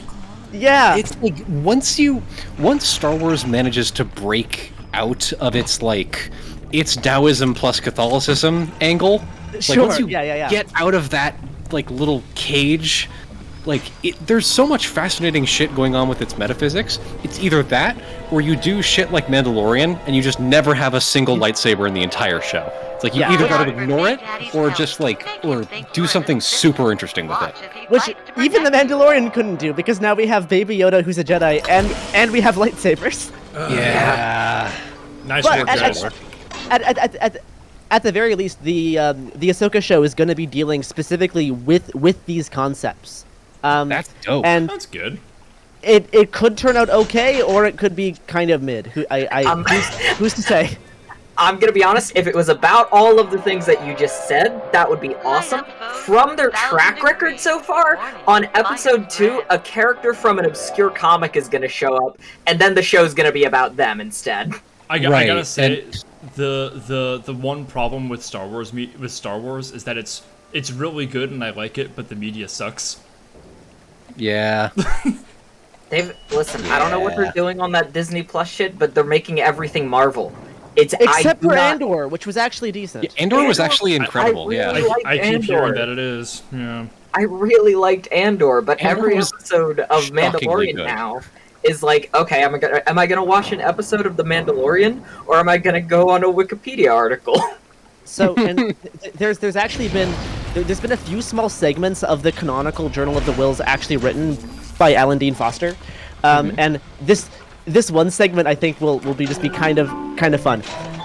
The truth in our soul is that nothing is true. The question of life is what then do we do? The burden is ours, to penance we hew, the force binds us all from a certain point of view. Which is very silly, but also they're very much doing like the everything is true, nothing is true, everything is permitted with that first line. And then another segment of it just kind of rips from the Emerald Tablet as well. because sure, why not? Which bit? First comes the day, then comes the night. After the darkness shines through the light. The difference, they say, is only made right by resolving of gray through refined Jedi sight, which is again incredibly cringy. But Yeah. you can see what they're trying to do. Yeah, I get it. It does have a little, like one of us tells truths, the others tells lies. I speak in riddle because it's funny. Yes. Tee-hee. Oh, there was also the fucking one of the original versions of this when Lucas was, so this is when Lucas was in like the 70s and just starting this out, which was going to be some of like some of the opening crawl was going to be from the Journal of the Wills, and this is Journal of the Wills, chapter 3, verse 127. Quote, "And in the time of greatest despair, thou shalt come a savior, and he shall be known as the Son of the Suns." Because Anakin and Luke come from Tatooine, which has twin sons. But it's also just like Come on. but it's the You did it, guys! Come so on yeah. now. Yeah. George. Yeah. You Look. stop that, George. That is the most George Lucas thing, where it's just like really interesting world building, and then it's capped off with the dumbest fucking pun you've ever heard. Oh yeah, George is great at telling stories, but he's an awful writer.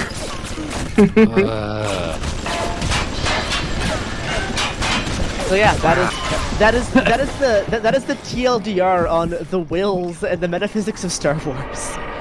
I never thought that there would be crossover between Star Wars and the Emerald Tablet, but here we are. Here we are. Yeah, fucking why not? Who cares? Who even cares anymore? Sure, Emerald Tablet and Star Wars. Put some Gnosticism in there. Who gives a shit? I mean, it's nice that they get into it like a little bit more than just like the Jungian psychology, which is just like bleeding through The Empire Strikes Back. Yeah. So at least it got like expanded in a way that again wasn't just like let's mash Christianity into like Buddhism because I live in San Francisco and my name is George Lucas. Make more Gungans. Add them. Make a Gungan Jedi and make him a B character. Inside poetry rooms. So true. Time is a flat circle. It's like poetry. They're hitting me with hammers. That's how he wrote Star Wars. Getting attacked? I wish it was. I knock myself on the head until the ideas come out. My friend Stephen beat me with a tire iron. That's why I wrote Return of the Jedi. Oh, this is one of the more interesting. So, this could have saved Star Wars, or it could have just ruined it. I don't know. I want to think it would have saved it, but some of you may already know this, but George Lucas did try to get David Lynch to direct Return of the Jedi, which would have been Yeah! Oh my god. fascinating. That would have been nuts! Fascinating. Literally, I would kill to see that. I desperately want to see what the fuck David Lynch would do with Star Wars. I want to see that more than I want to see Quentin Tarantino's Battlefield Earth. You know what? You know what I weirdly want to see? What's that? I want to see Quentin Tarantino's Star Trek. Yes, no, absolutely. It would be That sounds fascinating. awesome, actually. Like, I don't think it would be good per se, No, but no. I think I just want to see what the fuck he would do with it. I think It would be so wild. he's talked before about wanting to do like a Invasion of the Body Snatchers type thing, and I think Tarantino might do some absolutely whack shit with Star Trek. Like he'd bring back the space Nazis. Like I feel like Quentin Tarantino would make a piece of Star Trek media that would make like every fan of the franchise angry, but also would be like the best thing to ever come out of it. What's that fucking like rejected superhero that was like the one who's like a white supremacist in the day, but becomes like an anti-racist No. black man at night. He was a white supremacist who got super strength, but only when he shapeshifted into a black man. Yeah.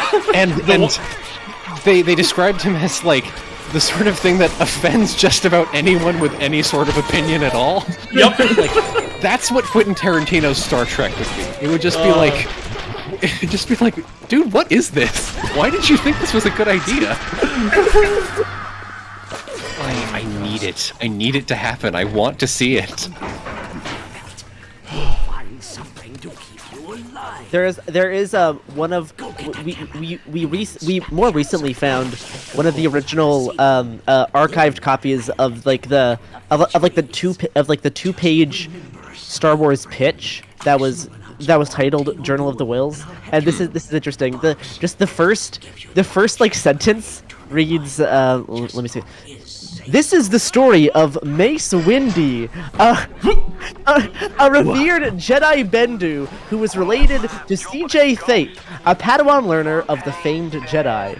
Which is just a fascinating little tidbit of like you can see like where Mace Windu goes. Yeah. Those are garbage names. Wow. Yeah, the thing that I noticed is that like, okay, if this original concept was released, I think it would be terrible. Unfortunately, it is so cool, and I think it can only exist in Star Wars as it actually does. In the first draft, like, no, get that shit out of here. I would not watch that. Yeah.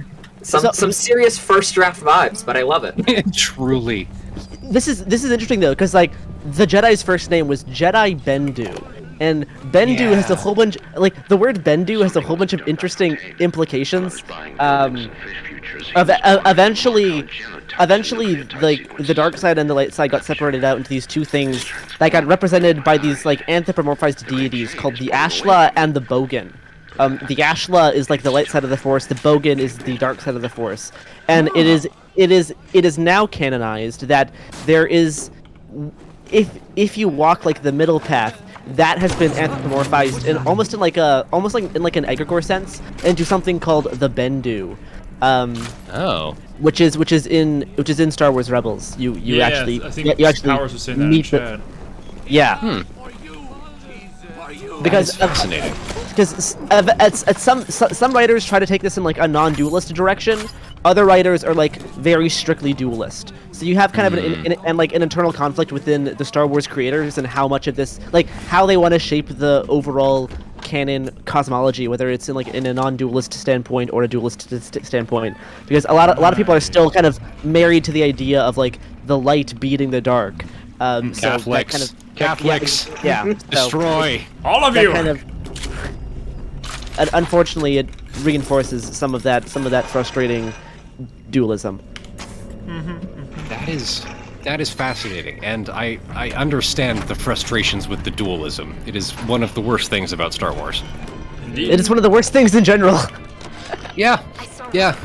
But especially with like, if you're telling a story about like space wizards killing each other, like make it more interesting. We need more different kinds of space wizards that can kill each other for more fun reasons. Yeah, like I like my space wizards to have, nuance. Right. Sometimes stories don't need super complex religious schisms to work, but like people like this thing, and more space wizards killing each other is a good idea. Yeah, and critical support. I'm saying that about real life too. And it is like a core component of Star Wars. It's like the main thing that Star Wars does. No, like when we first get introduced to Darth Vader in the Death Star scene, the Tarkins, like, yeah, you are the last of your dying religion. It is a whole story based around extremely weird religious schisms. I love the fact that like in the first movie, there's like still officers on the Death Star that like don't believe in Jedi. It's very funny. the time skip from like prequel to original trilogy is like so weird to me, because like I remember like first of all, Obi-Wan is aged way too much. We all know this, but it's like the idea that like so many people just don't believe that the Jedi exist or ever existed implies that the events were very, very long ago, or like some kind of like disinformation took place to convince everybody that was true. I'm very, very fascinated, but like, how? How did this happen? Why does it feel so long ago? Like, literally the Republic and like the Senate and everything is just being like, what's the word I'm looking for? Fucking, like, it's just been, it's just been disbanded in A New Hope. It's like, this is recent. Why does it feel so like ancient? It's so weird. So this is well, I'll do one more final tidbit, which kind of provides a bit more context into how Lucas was going to tell this story post the prequels, because before Lucas sold off the Star Wars rights to Disney in 2012, he did spend a few years developing a potential like trilogy of sequels, which would be 7, 8, and 9. And part of this would be exploring this quote-unquote microbiotic world populated by creatures called the Wills, which feed off the Force and are capable of using that connection to manipulate the universe.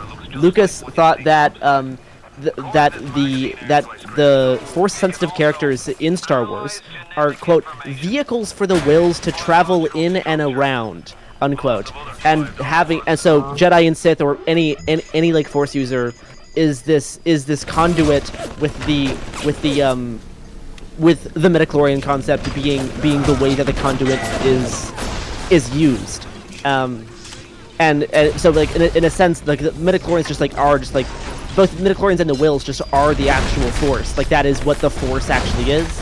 And he in an interview with James Cameron for his Story of Science Fiction AMC series, he said that the harassment and negative reception to the prequel trilogy convinced him that it was not worth actually making this into a series, and instead he just decided to retire, which is such a bummer. Because whether or not it's good, it would have been a fascinating series of films. I would have That's buck wild. I would have still wanted to see it. No, absolutely.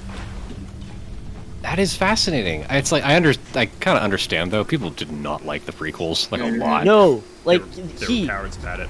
Like but like both him and a good deal of the actors received an almost unprecedented amount of like early internet harassment, because like that was before the modern concept of like internet harassment really was widely known about, because this was like 2000 to 2005.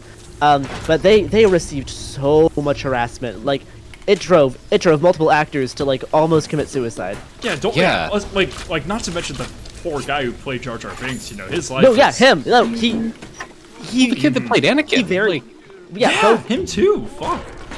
Both Jake Lloyd and the guy who played Jar Jar very nearly killed themselves due to the amount of hate they received after the release of those films. Yeah, and that era was also just like nerd culture at its most toxic, like its most prevalent and most toxic. Yeah, the worst thing you could do to be on this earth was be in a movie that is bad. Right. That people feel like they had some form of ownership over. Like, fucking bizarre. Like, just guys, just try spinning. It's a neat trick. I will, okay? I promise. Real wizard, Annie. Now this is pod racing. This is pod racing. You know what I really wanted to see? I wanted to see a piece of whoa. Sorry, just the clip hopped. I wanted to see a piece of Star Wars media that explores Sheev Palpatine's skill as a pod racer. Palpatine's skill as a pod racer? Oh yeah, it's in a novel. Really? Yeah, really? he was actually a very talented pod racer.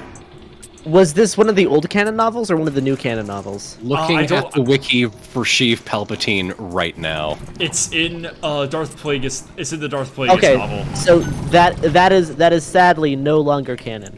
Well, it's canon in my heart, Garrison. Whereas everything I just said about the Wills is canon. That's frustrating. Okay.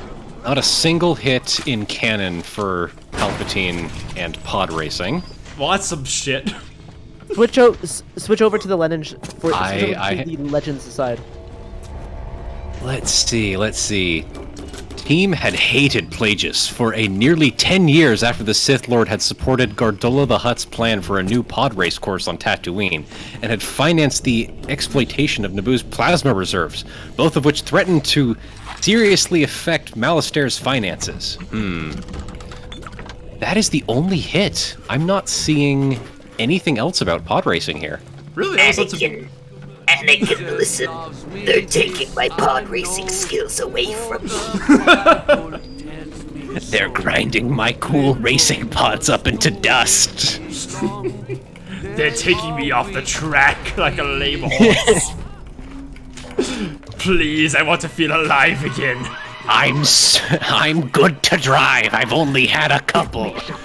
It's like that fucking post with Yoda spilling Voodoo Rager on himself. Good to drive, I am. Good to drive, I am. So I think that the whole reason why I brought this up is that if Star Wars is in the next Kingdom Hearts, then the Akashic Records could just be the Book of the Wills. So that is the end point of why I brought this up in the first place, to tie it all the way back to Kingdom Hearts. Thanks, Garrison. I'm glad now you know the hell that I've experienced for the last, like, I don't know, 2 years now. The weird rabbit holes that series has brought me down, has brought me to this very moment. And it's a long story as to how. My friends, I have just Googled sex on the Star Wars wiki. Let's join me on this journey. What have you found? Tell us right now. Fuck Bioshock, what do you got? Alright, top result, reproduction. Let's fucking go. Yeah! Let's look up non-canon sex. I'm gonna get some more White Claws while you talk about this. Okay, top of the article, let's do this. Reproduction was the biological or artificial process in which new organisms were produced from one or more parent organisms. What? Sex was an activity that could result in procreation. Individuals from different genetically compatible species could potentially conceive a hybrid. And there's an image. Hang on. Narglatch females always give birth to twins, one male and one female. See, I have to ask a question from chat. Was a method? My friend, you have clearly never browsed the Star Wars wiki before, because everything here canonically happens in a galaxy far, far away a long time ago, right? Okay. Yeah. Let's see. Sexual reproduction. Quote, if having kids is so important, why don't you have any?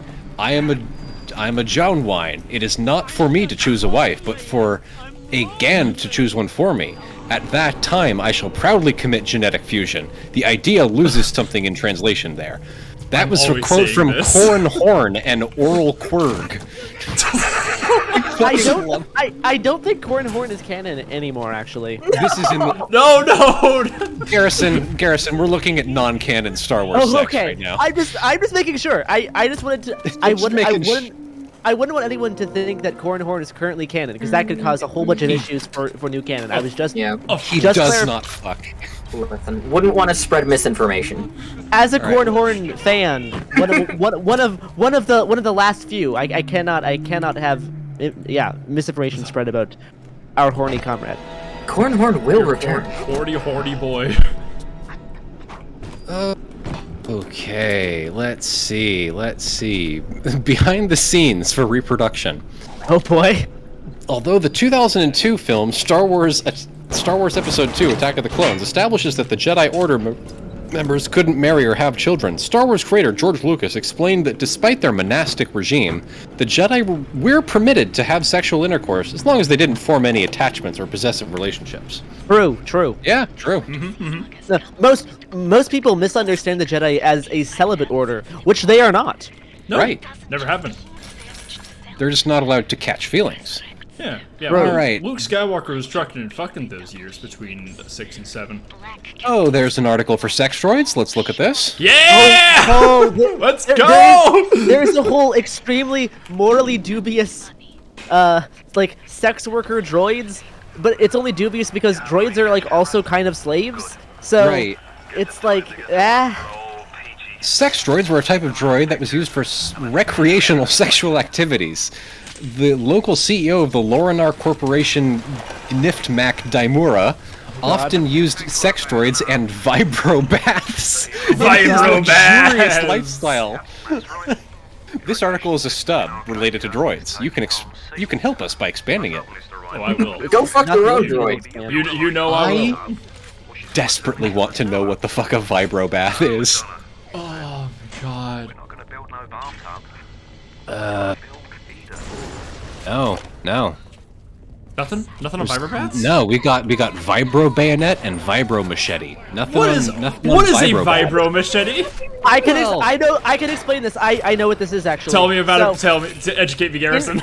In Star Wars, there is a subclass of melee weapons that is not like a static knife, nor is it a lightsaber or like a laser knife. It is these little bits of usually some form of metal that vibrate back and forth really fast. So Okay. they make cutting and stabbing much easier. They are Okay. called vibro blades, and Okay. you can they come in various styles.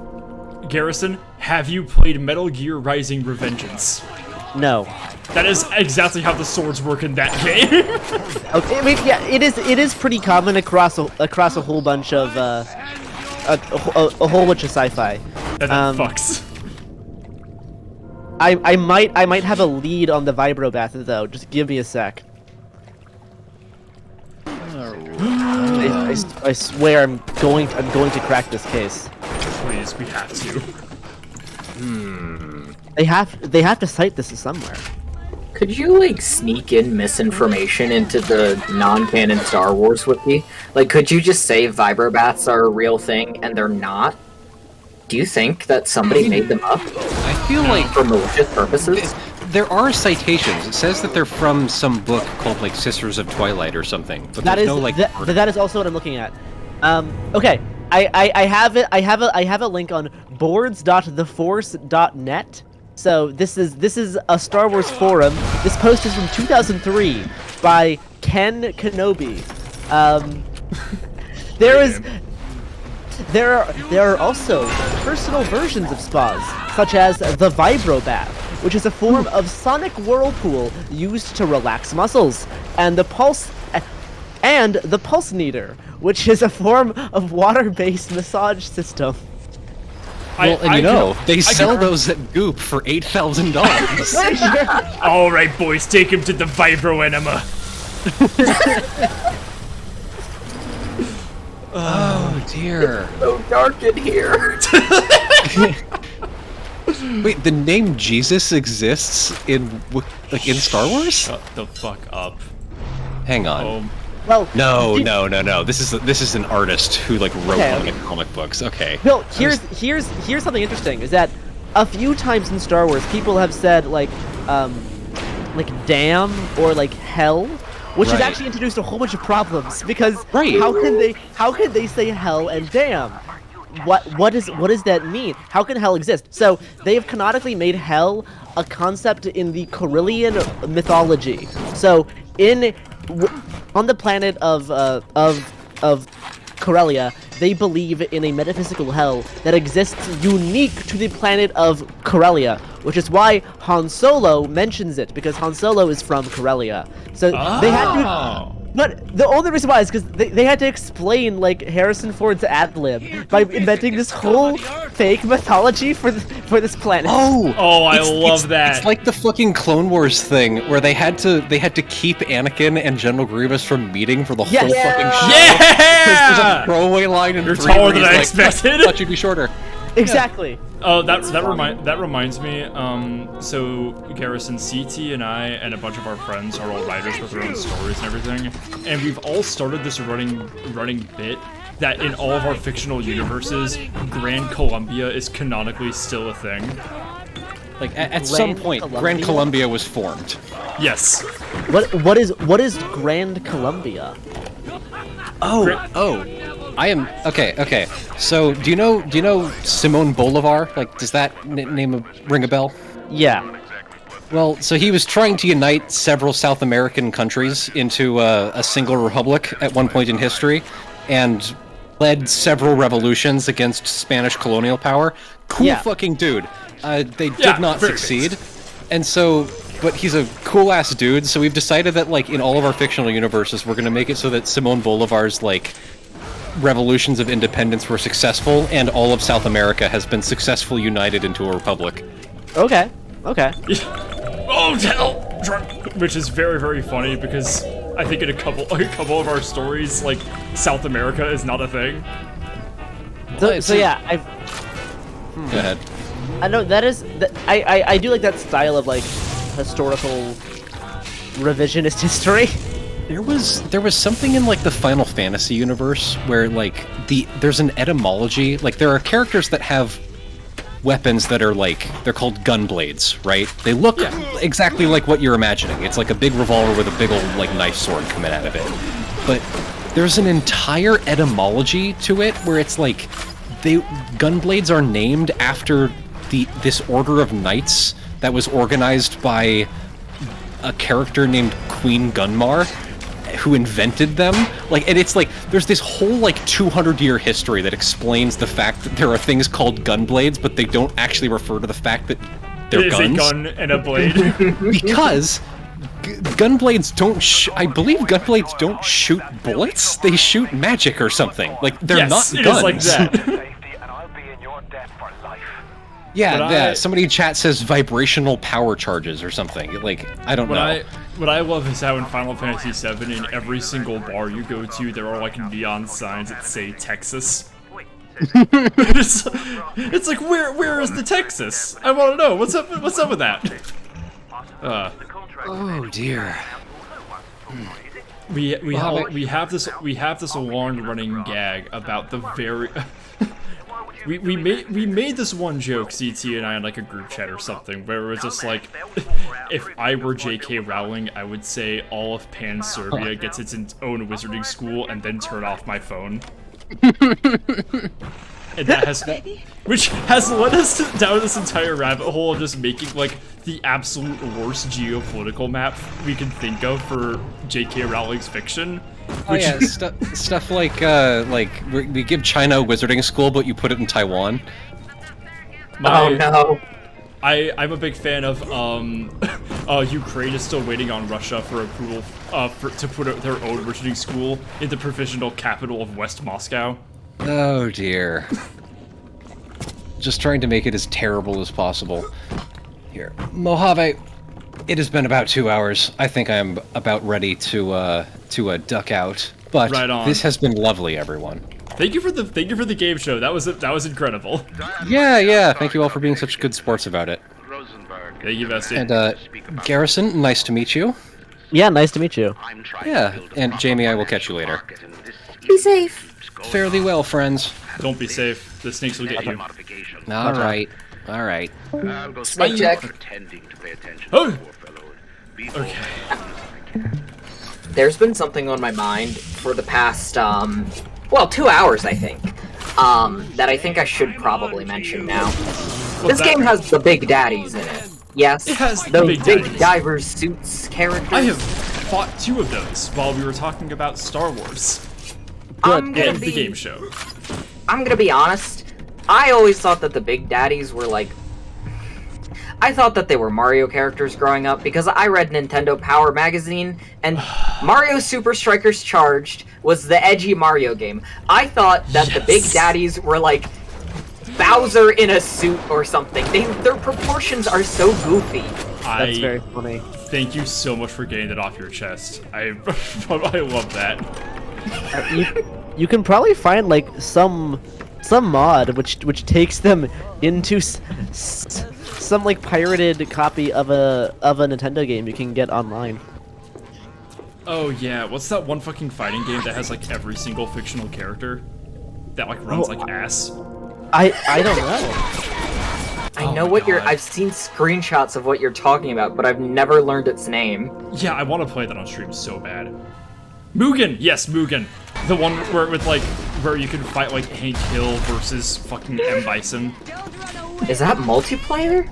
I don't know. I wish it was. That would be incredible. Oh, who dat? Is that who I? Jack, hey, bud. How's it going? Hi, Garrison. Hello. Oh, I'm lost.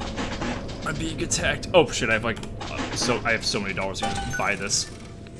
I love popping into things that are supposed to be like really high level hacks and just paying them to open for me. I love this fucking game.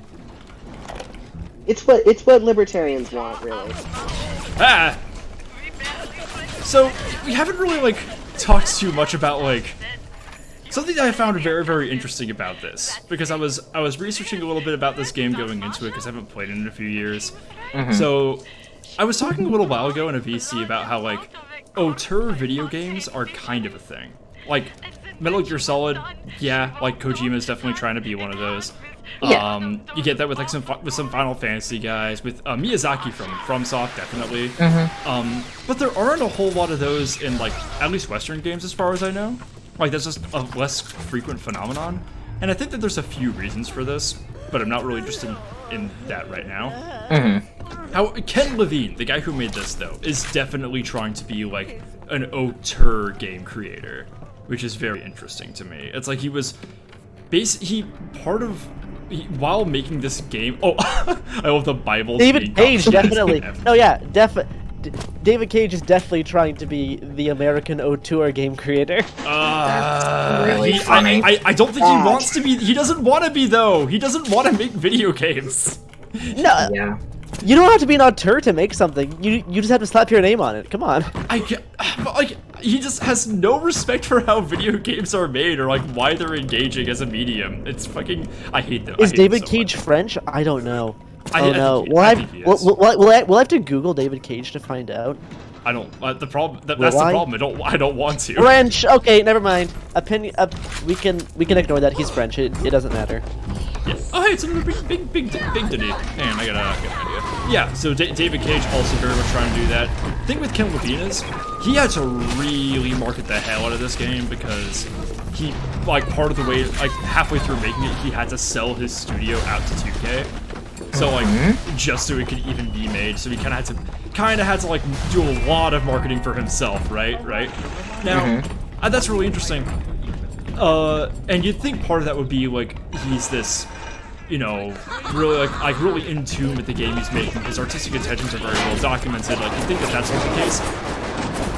Andrew Ryan, the founder of the city, the guy who's been giving us all these problems, the guy who looks like Howard Hughes jump scare. He is like the Ayn Rand guy, right? Like that's his whole like he has the whole like Ayn Rand libertarianism going on. His name is a partial anagram for Ayn Rand. I think it's an anagram except for the letters W, E, and R, which spells like we are Ayn Rand. Now, Ken Levine claims that he didn't realize that when he made the game. Really? Now, do you guys think that's bullshit?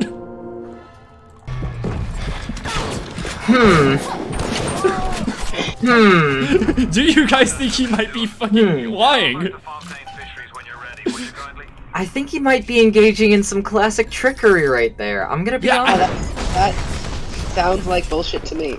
Yeah, like he claims that he didn't realize that until he shipped it out. Like, no the fuck way you didn't. Get out of here. He makes me mad. Especially because, like, there was this one time when he was, so, yeah, Garrison, you played Infinite. Jack, I think I've infoed up to you about this. Jamie, have you played Infinite? Did you mention that earlier? Nope. Okay. So, Bioshock Infinite is a lot like this, but instead of being in the sea, it's up in the sky. It's like 1912, I think? I don't remember. I played it. Yeah, it's completion. It's some steampunkish era, yeah. Yeah, it's even like higher steampunk than this even. And their whole thing, instead of being like steampunk tends to land end of the 20th century or end of the 19th century, early 20th. Yeah, that's I think it's around there. It's 1912, right? Like World War One hasn't happened, definitely. Surface exposure. Well, my favorite sure has. World War One. So, what's interesting is instead of being the like objectivist, capitalist sort of situation like this has got going on, their whole thing is like Christian white supremacy. and because of that, there's like a big like Black and Irish population in the city of Columbia that are like an oppressed labor class, and they eventually have a whole like rebellion arc, which is handled incredibly irresponsibly, and I'm gonna stop myself from ranting about it. But what's interesting is Ken Levine claims that he was inspired to include this because of criticism of all like the overwhelming white characters in this game. Like there are like basically no characters of color, and that's a problem in many a video game up until this point. But you know what he mentions in interviews when talking about about BioShock Infinite? He's like, "Hey, did you know that Catholics were oppressed in the United States?" Oh my god. Oh boy. Great. Awesome. Very good, Ken. Incredible. Yes. Fucking work, dude. Irish Americans famous for shutting the fuck up about that fact. Yeah, no, I didn't know this, Ken.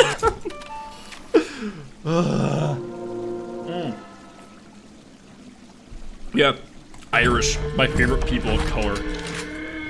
It's weird. Did I ever tell you guys that one of my friends thought that I wasn't white? Really? Yeah, no, my friend Silas, who I adore and who is black, thought that I was mixed, and then I put like a baby picture on my story, and I was a lot blonder as a little kid. And they like swipe up on my story, and they're like, "Wait, Jack, are you white?" And I was like, "Yeah, extremely." That's incredible. Like, really couldn't be more so if I tried.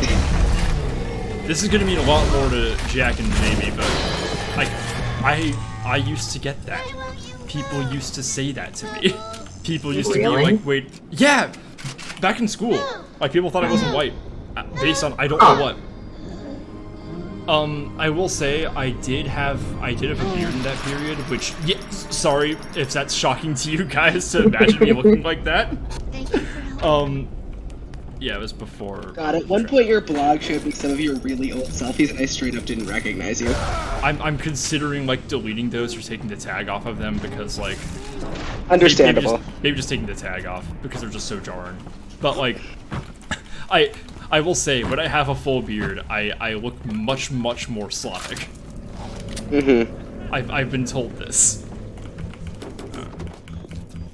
I actually was having, speaking, not to bring up Star Wars again, you can. I will not shut this down. I was having fun. Okay, well, I was thinking about, it's so interesting to me that George Lucas had all this fascinating cosmology that he, and like stuff going on that he had set up. Given that like how much Joseph Campbell he was reading, because like yeah, that's fuck wild. that guy. Because like fuck that guy. I had my favorite religion professor always says that he has a colleague who refers to the monomyth as the meat grinder. Yeah, Because, no. yeah, like and it's so funny when people try and point out, they're like, yeah, see, look how prevalent the hero's journey is in stories. And it's like, yeah, because George Lucas read the hero's journey and then made Star Wars, and then everyone copied him. Fuck Joseph Campbell. Yeah, I hate like that bitch. my mom and I were both English majors, and we both like shit on Joseph Campbell like every time like we find any that kind guy? of reference Of soup Yeah, that fame? That was of one of the soup great things fame. about my No way. favorite professor was he would just like bust into Joseph Campbell at a moment's notice. Fucking hated that guy. Wait, hold on. What's with like... okay. Why is there like a Joseph Campbell who sucks of soup and a famous Kellogg's of cereal who sucks? Did they know each other? It's No. not, I don't believe No. it. Those are not related. Yeah, Joseph Campbell has Joseph something to Campbell do is with not soup. actually of soup. We were telling you a funny lie, Jamie. Are you mad at Oh, us? I get it. Okay. Make fun of the uneducated one with all the hashtag misinformation. Just kick me while I'm down. Me beating you with a baseball bat. Eat this information hazard, idiot. Cognito hazard. My it will damage your brain. Yes. I say that like I can throw a punch. Uh-oh.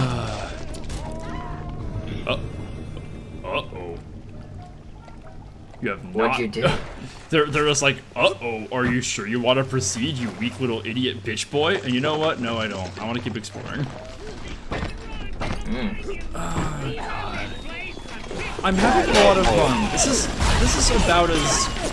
I'll be honest, I haven't had like this much fun just like with the game and a set of things since my involvement in the assassination of Shinzo Abe. That's a good point.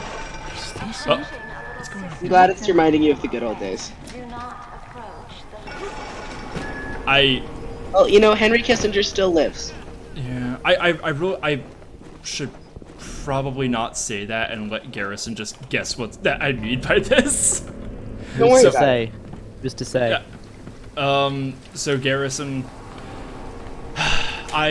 I'm convinced that I might be one of like the first people to have learned that Shinzo Abe was assassinated. And Really? So, the funny thing is, on that night, I was actively streaming Final Fantasy VII.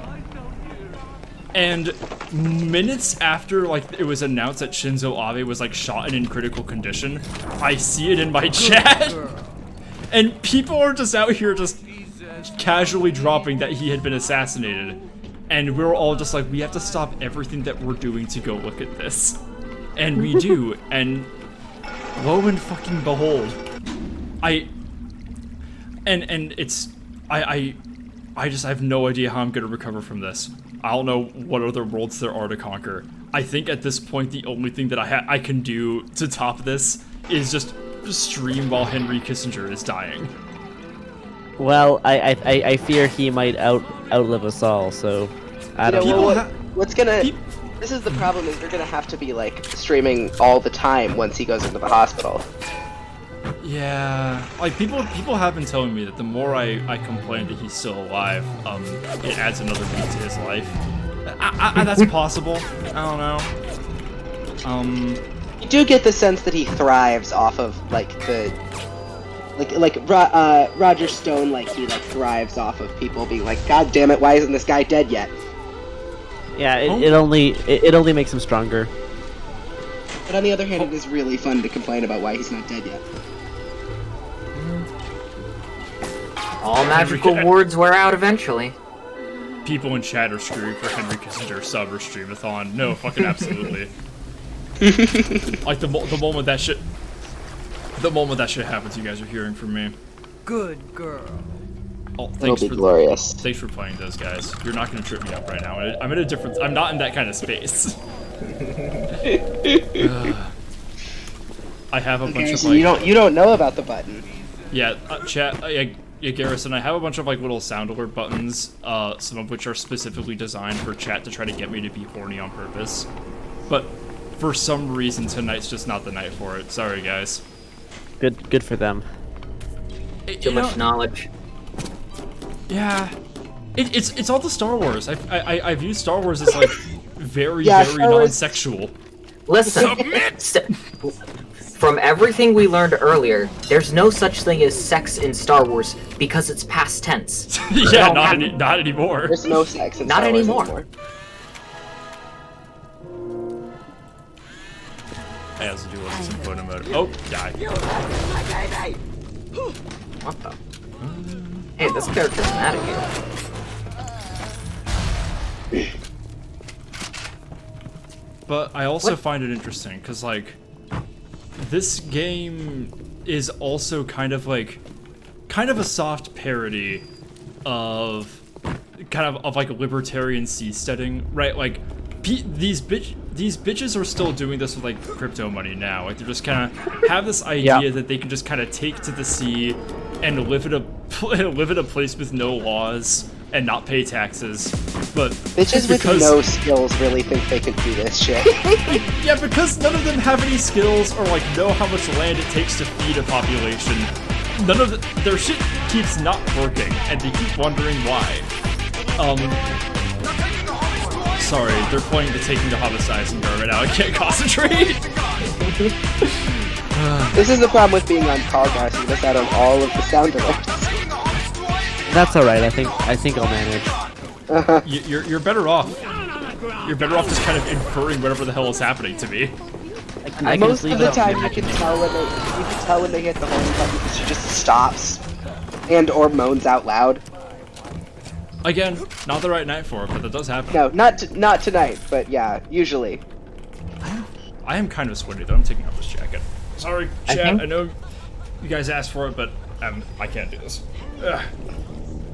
I think that the City of Rapture is really brave because, you know, it's the good ending to one of those libertarian oil rig societies.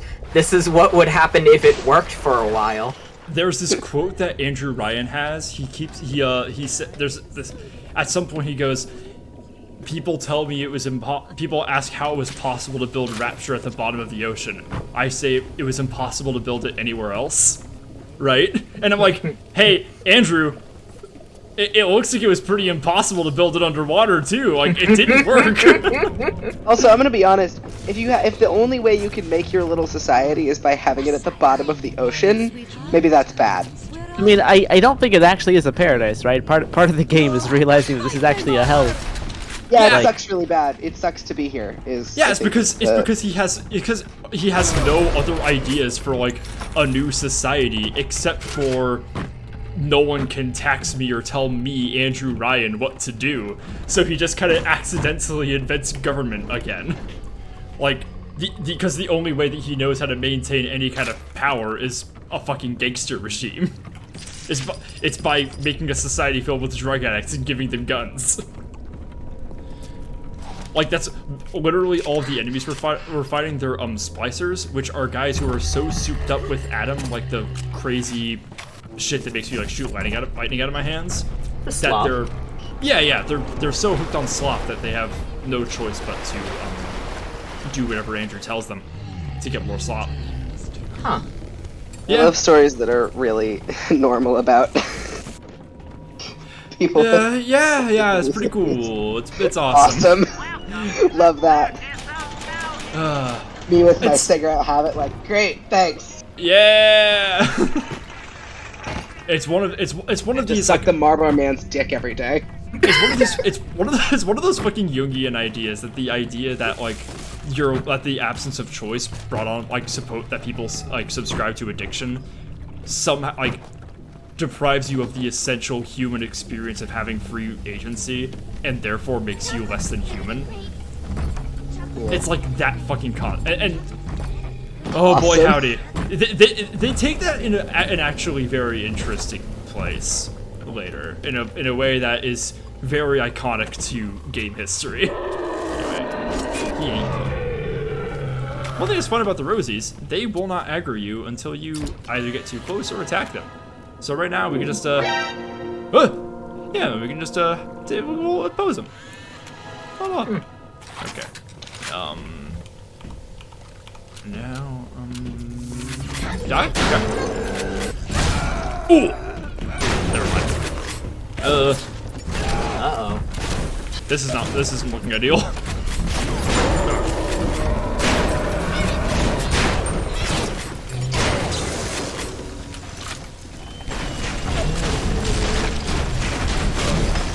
Oh shit, that's not. Oh hey, we got him. Chat, you guys will be very, very pleased to hear. I think April mentioned this last time she was on stream, but one of my IRL friends has finally got pilled on Rhodesia's lore. God damn it. Yeah! Oh god, we got so far in before you brought up Rhodesia. I couldn't not talk about this. I couldn't not talk about far it. In. Yeah, she started listening to the fucking There's Your Problem episode about it, and there's this one fucking line that's Soldier of Fortune is just psychosis and ads. Cool. And I'm just like, you know what?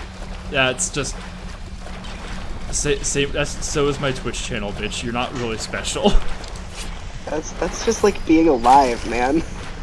It really is. It really is. It's my fucking day to day. Yeah, the reason I think I mentioned the reason that I got her so intrigued about it was because we were going through this antique store that had a bunch of like old like Vietnam magazines, and I was dying if they had an issue about an issue of Soldier of Fortune. I would have loved That would have been amazing. I would have bought it instantly. They would have been, the people running that store would have been very concerned. But you know what? You put it in the store. What, did you think someone was gonna not buy it? I was very sad because one of the antique stores in town, the one with the cat, I went in there one time and they just had like a bunch of Nazi shit. It was all like Third Reich antiques, so I figure it was from like a collector's angle rather than an ideological one. But there was like a Nazi dagger and like a bunch of like Third Reich propaganda flyers, and I was like, cool. Thanks for putting these out. No, for sale. They were for sale. The Not dagger great. was like, yeah, I didn't love it, which sucks because I really liked that cat. Also, we got a stretch in chat, by the way. I stretched. I cracked my back. Yeah, I got tense. I was not enjoying that. Sorry, just got distracted. What else is happening here? Okay, fuck yeah.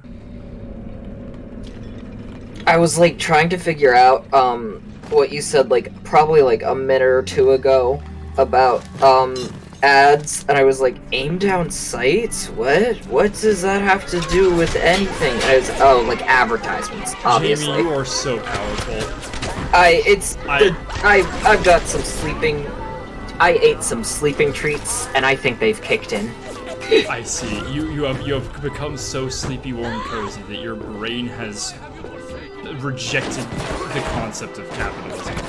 Exactly. For a brief, beautiful moment, I forgot what an advertisement was. I wish I was you. Yeah. Alright. I'm gonna go forget what advertisements are for about 6 hours and then go to work, everyone. So, hey, thanks for having me on here, and be safe, okay? Thanks for coming back, Jamie. Nice to see you. Cheers. Bye. Buying things from the store. Excite. So everything's been going on right. To recap the plot, basically, we show up here, and a funny Irish, a funny guy with a very, very goofy-sounding fake Irish accent is telling us that we gotta like go save his family who are locked in a submarine. Basically, we're just I doing will admit, everything. it took me until we got to the like ambush to realize that he was probably lying. Yeah. We're basically just doing everything that he tells us in order to get out of here and survive, which seems legit. Seems fine. Like, you know, What could go wrong? nothing could go wrong. There's a little bit about there's a bit of a notion in games for going back a little bit further than this about exploring like how much a player has agency with the actual story, and just deconstructing like player choice and everything that takes place. How much does like you interacting with the story actually make any kind of difference? So keep that in the back of your head while we do this. It's could have some silly, funny, goofy repercussions later. Also, chat, just so you guys are aware. Oh, hold up. Oop. Nah, that ain't it. I got maybe an hour left in me about this. Okie dokie. Yeah.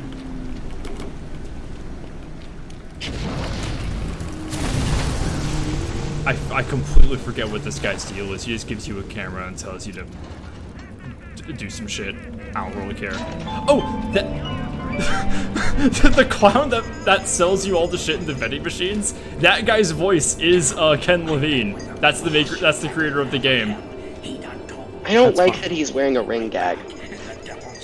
Yeah, I don't like anything about that. He's like laughing at you that you have to go buy some more shit because you suck ass. Yeah.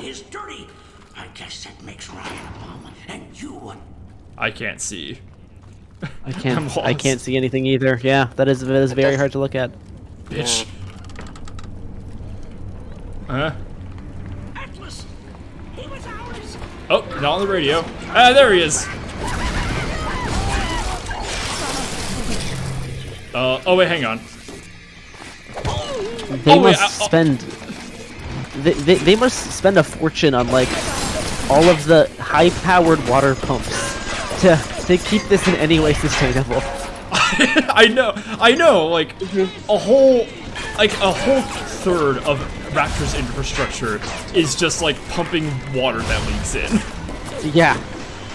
It's like no wonder everything's fucking frozen all everywhere. Ugh. I get so fucking mad because I literally had friends in high school who like introduced me to this game who were like, I think the dude who told me about this is like in the Marines now or some shit. He was like, oh look, I listen to stuff Andrew Ryan says he actually has some like good points. Just like, homie, did we play the same game? I had to convince one of I think I managed, but I did have to convince one of my friends that he couldn't fix the U.S. Army from the inside. He couldn't. That's shocking that you could do that. There's like I'm not sure. I think I might have succeeded because last time we talked, he was asking where he could find some transgender freaks to hang out with, and I was like, okay, Sam. I think I might have got through to you last time, like 2 years ago, when I was like, dude, you cannot be like you. Singular trans guy can't fix the U.S. Army.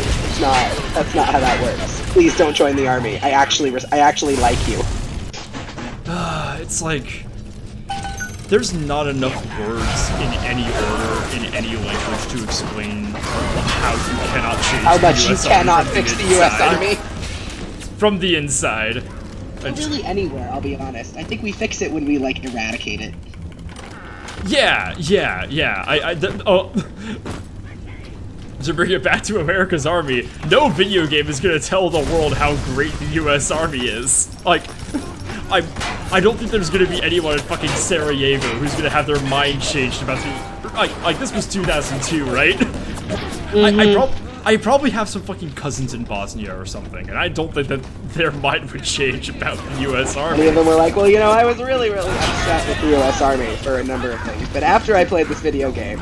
Well, I really enjoyed having, like, bridges in my town that weren't reduced to rubble, but I don't know. That video game was really great, though. This game gave you good... this game told me how to use a Beretta M9 pistol, so it must be pretty good. Ah, yes. Practical firearm skills. Things you can learn from video games.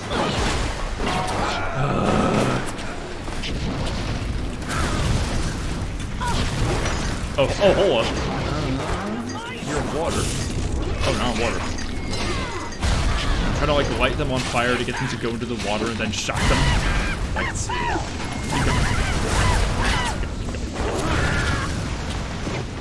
You got it. I always liked the freezing and explode them thing, but then you don't have any bodies to loot.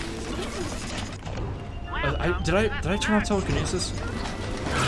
Oh, wait, no, I do still have telekinesis. Cool. Come on, give me some like grenades or some Bibles or something. Oh no, a gun. Any game that lets you do this is good. This is all any game needs to be. That and a robot twink gentleman.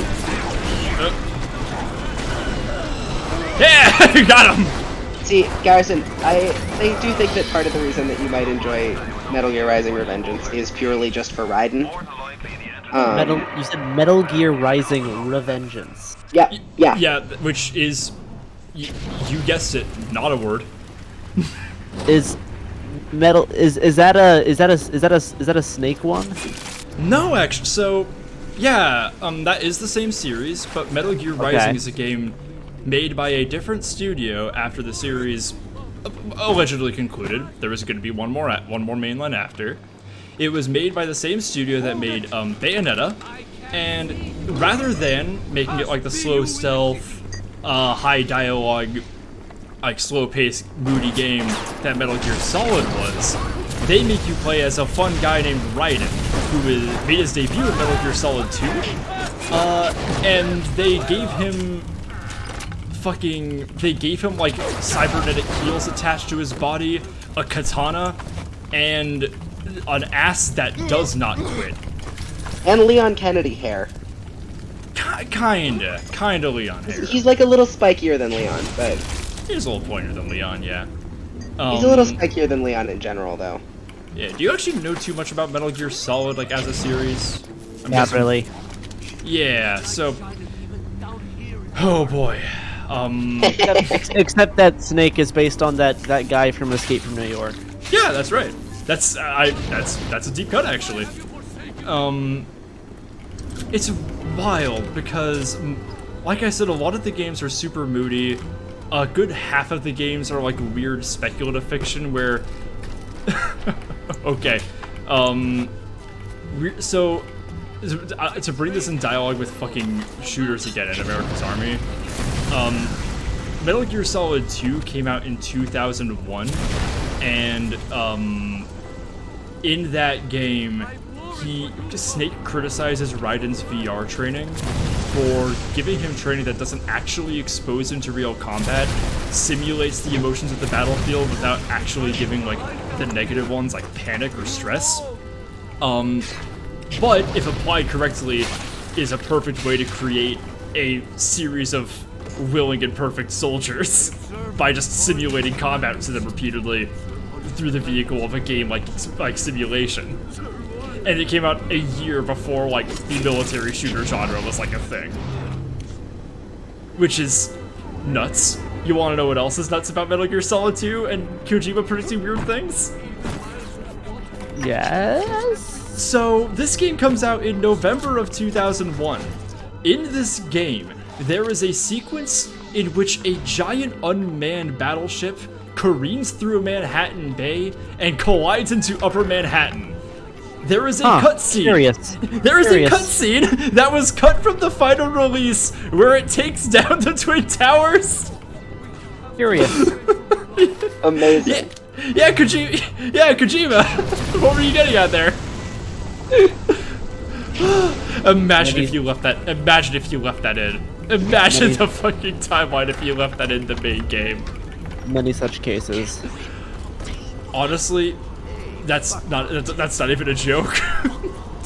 No, yeah, no, there's a lot of cases. Or bitches were just like, man, what if the Twin Towers exploded? Wouldn't that be insane? Wouldn't that be kind of nuts? And that's very in line with the 90s disaster movie genre, though, as like, you know, it's surprising that it tended to be the Twin Towers and not like the Empire State Building or whatever. But the idea of let's destroy a really iconic part of New York skyline is like was pretty common for a while there in the 90s. Oh yeah, like it kept being the Twin Towers. That continued even after the towers fell. If you remember, fucking The Day After Tomorrow. The movie where like a tsunami like caused by like a climate change storm sweeps through and destroys the Statue of Liberty. Haha, I love escapist fiction. So cool that this will never happen in real life. Oh god, I was just on some shit. I forgot what it was. Never mind.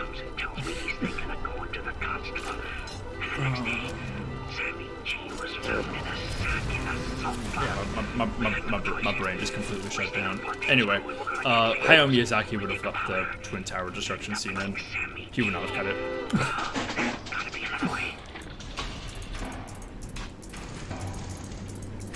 It's... Oh yeah, right. So, I completely remember. So, people like to... Yeah, it is really weird that all these coincidences where people, like, especially in entertainment, just kind of seem to have predicted 9/11. Like, that... Oh, Alex Jones.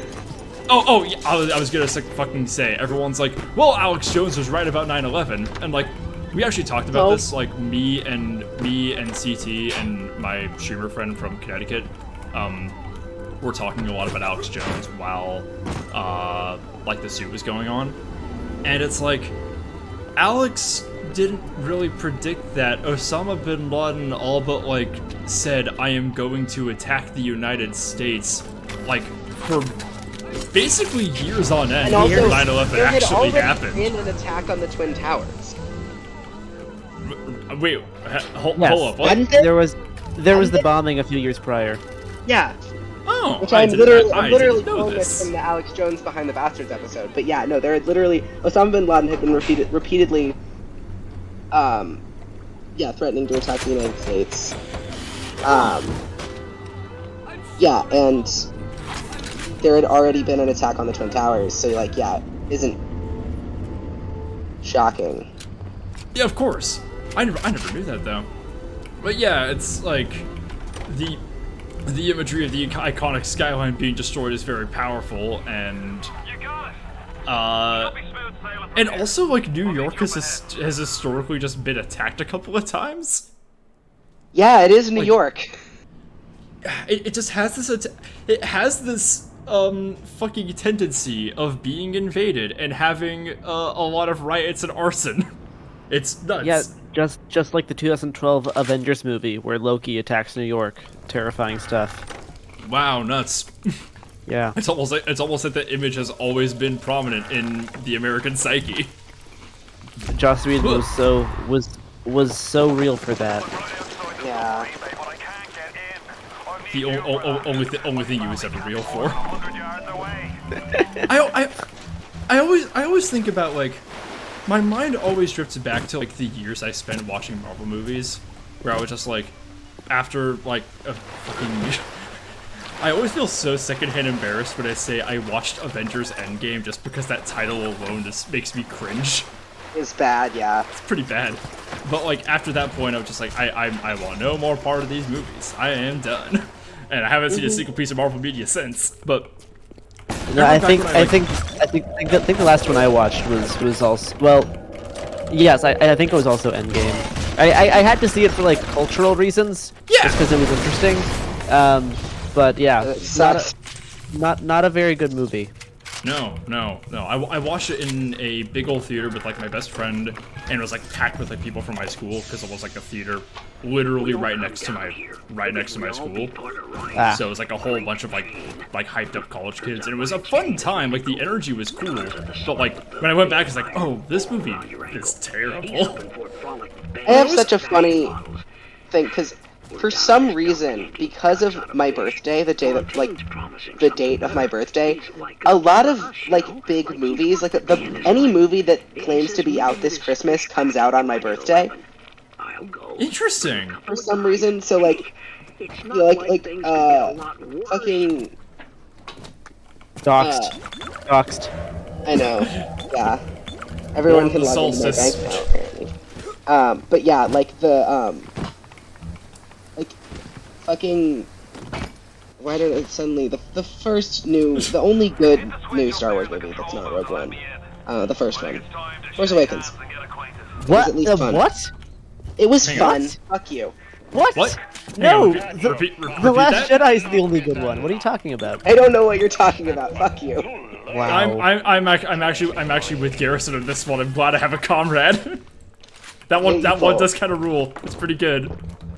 The Last Jedi, I don't remember hating it or anything, and I do think that a large part of my fondness for The Force Awakens is it was before they'd had a chance to absolutely ruin either Poe or So true. Finn. So valid.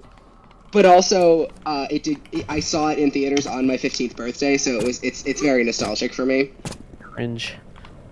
I Fuck you. simply wouldn't let my emotions affect my opinion. Yeah, I've noticed that about you. I still think it was funny when you texted me this summer and you were like being nice, and I was like, "Who the fuck are you?" Oh, Oopsie. yeah, Oops. that'll Oops. happen if you're not careful. I was like, "You haven't been nice to me since our second date. What were you? Who is this?" No, I got kidnapped, and that was my way to try to call for help.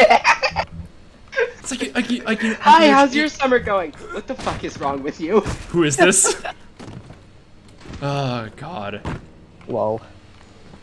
But like, whenever I think about like the Marvel movies that I did actually watch and like the ones I had opinions about and like I thought were good, like for a little while I was like convinced that Captain America: The Winter Soldier was like a good movie because I am Better than the little other ones. I'm a little susceptible to like good spy media. I've always thought it's cool. Something about like, like well it is. Spy media is great. Yeah, no.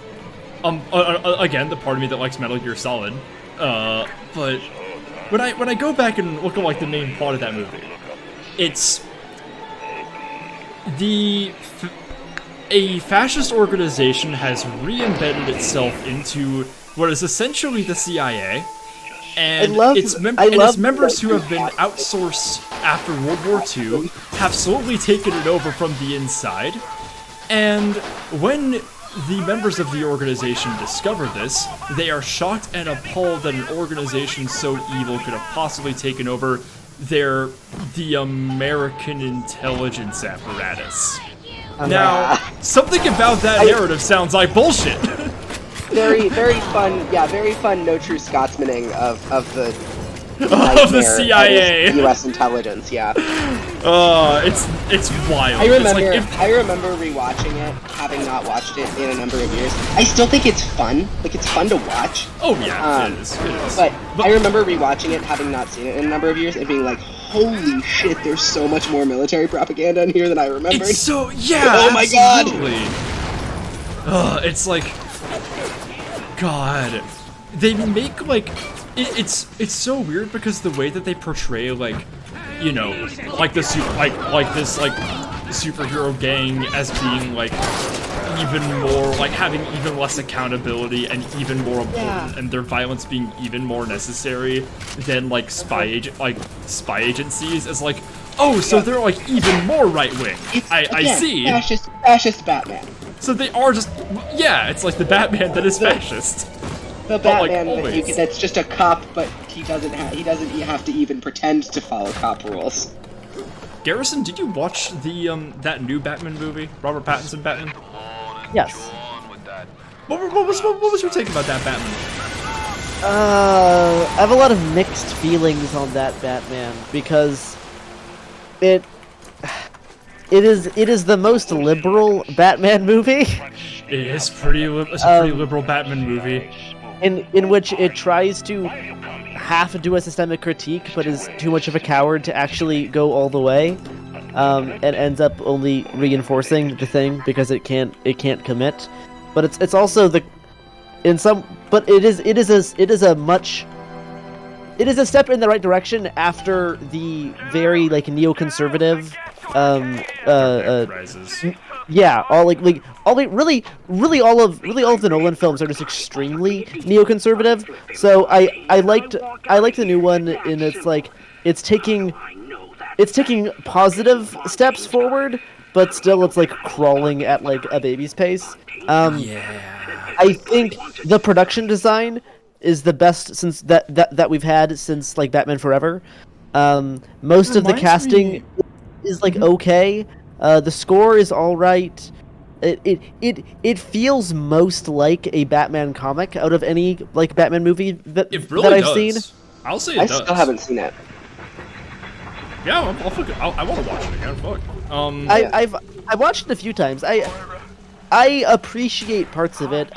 But yeah, it like. Wait, Garrison, have you watched Repo the Genetic Opera? Oh yes, this was showed to me by my boss a few years ago, maybe last year, and it was I had a similar reaction. I had a similar reaction to it as when you tried to show me Jennifer's Body. That sounds like a good ass double feature, actually. I won't lie. Jennifer's Body, and you hated every second of it. I couldn't. It was so mid 2000s that it was kind of hurting Repo the my Genetic soul. Opera could not be made more made in 2008 if Gerard Way was there. No, yeah, it is. Both that and Jennifer's Body are so mid 2000s that it kind of does just pry apart my ontological essence. I do. I don't know. Something about that period of just being like so unafraid to be cringe makes me so happy. Like it's just so honest. I do think Plus, okay, I do well, think we overcorrected on the whole cringe thing, but Yes. Yeah. the cringe thing I did prefer- start for a reason because I do these prefer things were Repo too the Genetic cringy. Opera with really shitty, Also- terrible music. I also- preferred Repo the Genetic Opera to the "He's right behind me." Also, let's take a look at this fucking zone. Oh, Oh, yeah. baby. Andrew seems to be a big fan of Japanese culture, I guess. Like a, Yeah. oh god. But I, oh god, the experience of fucking watching Repo is still. I also sent them in blind on that one. Yeah, you did not appropriately prepare me for the No, experience. did not of warn that. you. Yikes. No. I will say one thing I'll give 2022 Batman props for. I'd say that they start pretty strong with critiquing like more fashy portrayals of Batman. Like they kind of start out the gate just being like, Batman has this history of like being basically completed with like conflated with state power, and it corrects from there, and I think unfortunately it's in a pretty lib way, but like on the whole, No, like, I feel that. I think their stuff with Batman is good. It just falters when they do the whole like police angle. But yeah. Every time they try to be like, there's a good cop, you know, it's like, no, it was, you were so close. I was fully on board with it until they had the scene where they bring out Falcone and Not there's, all like, of us are in your pocket or whatever it is. And there's like all of the good police. And then like okay, the lights alright. are shining on them, like oh, they're such good guys, unimpeachable. I love scenes like that, particularly in movies that came out after 2020. Because I'm like, wow, this feels really pointed. Yeah, because it's yep. well, the Batman's very much influenced by 2020, but it's also influenced a lot by January 6th. Yeah, and it is. it basically muddles down politics to the point where it's just like any form of extremism is bad, and that's like I love it when that happens. end of So thought cool. is that if it is extremist, it is bad. Not understanding the reasons for why extremism develops or the different kinds of extremism and how they operate on different like ideological bases. So because like, you see that with the almost like apolitical nature of the Riddler, which is very much like a character who is getting young men to embrace violent extremism. Again, I but he haven't never- seen it, but I have seen But the you kn- Riddler being talked about as a like a very like Elliot Rodger figure. Yeah, like he could either be like An incel of type. he could either be like an incel fascist type young terrorist guy, or he could be like a populist terrorist. Like it's really it gets kind of muddy because in the end the only reason that he's bad is because he's an extremist, and it doesn't matter what his Yeah. actual politics are. It's just the There- fact that he is extreme.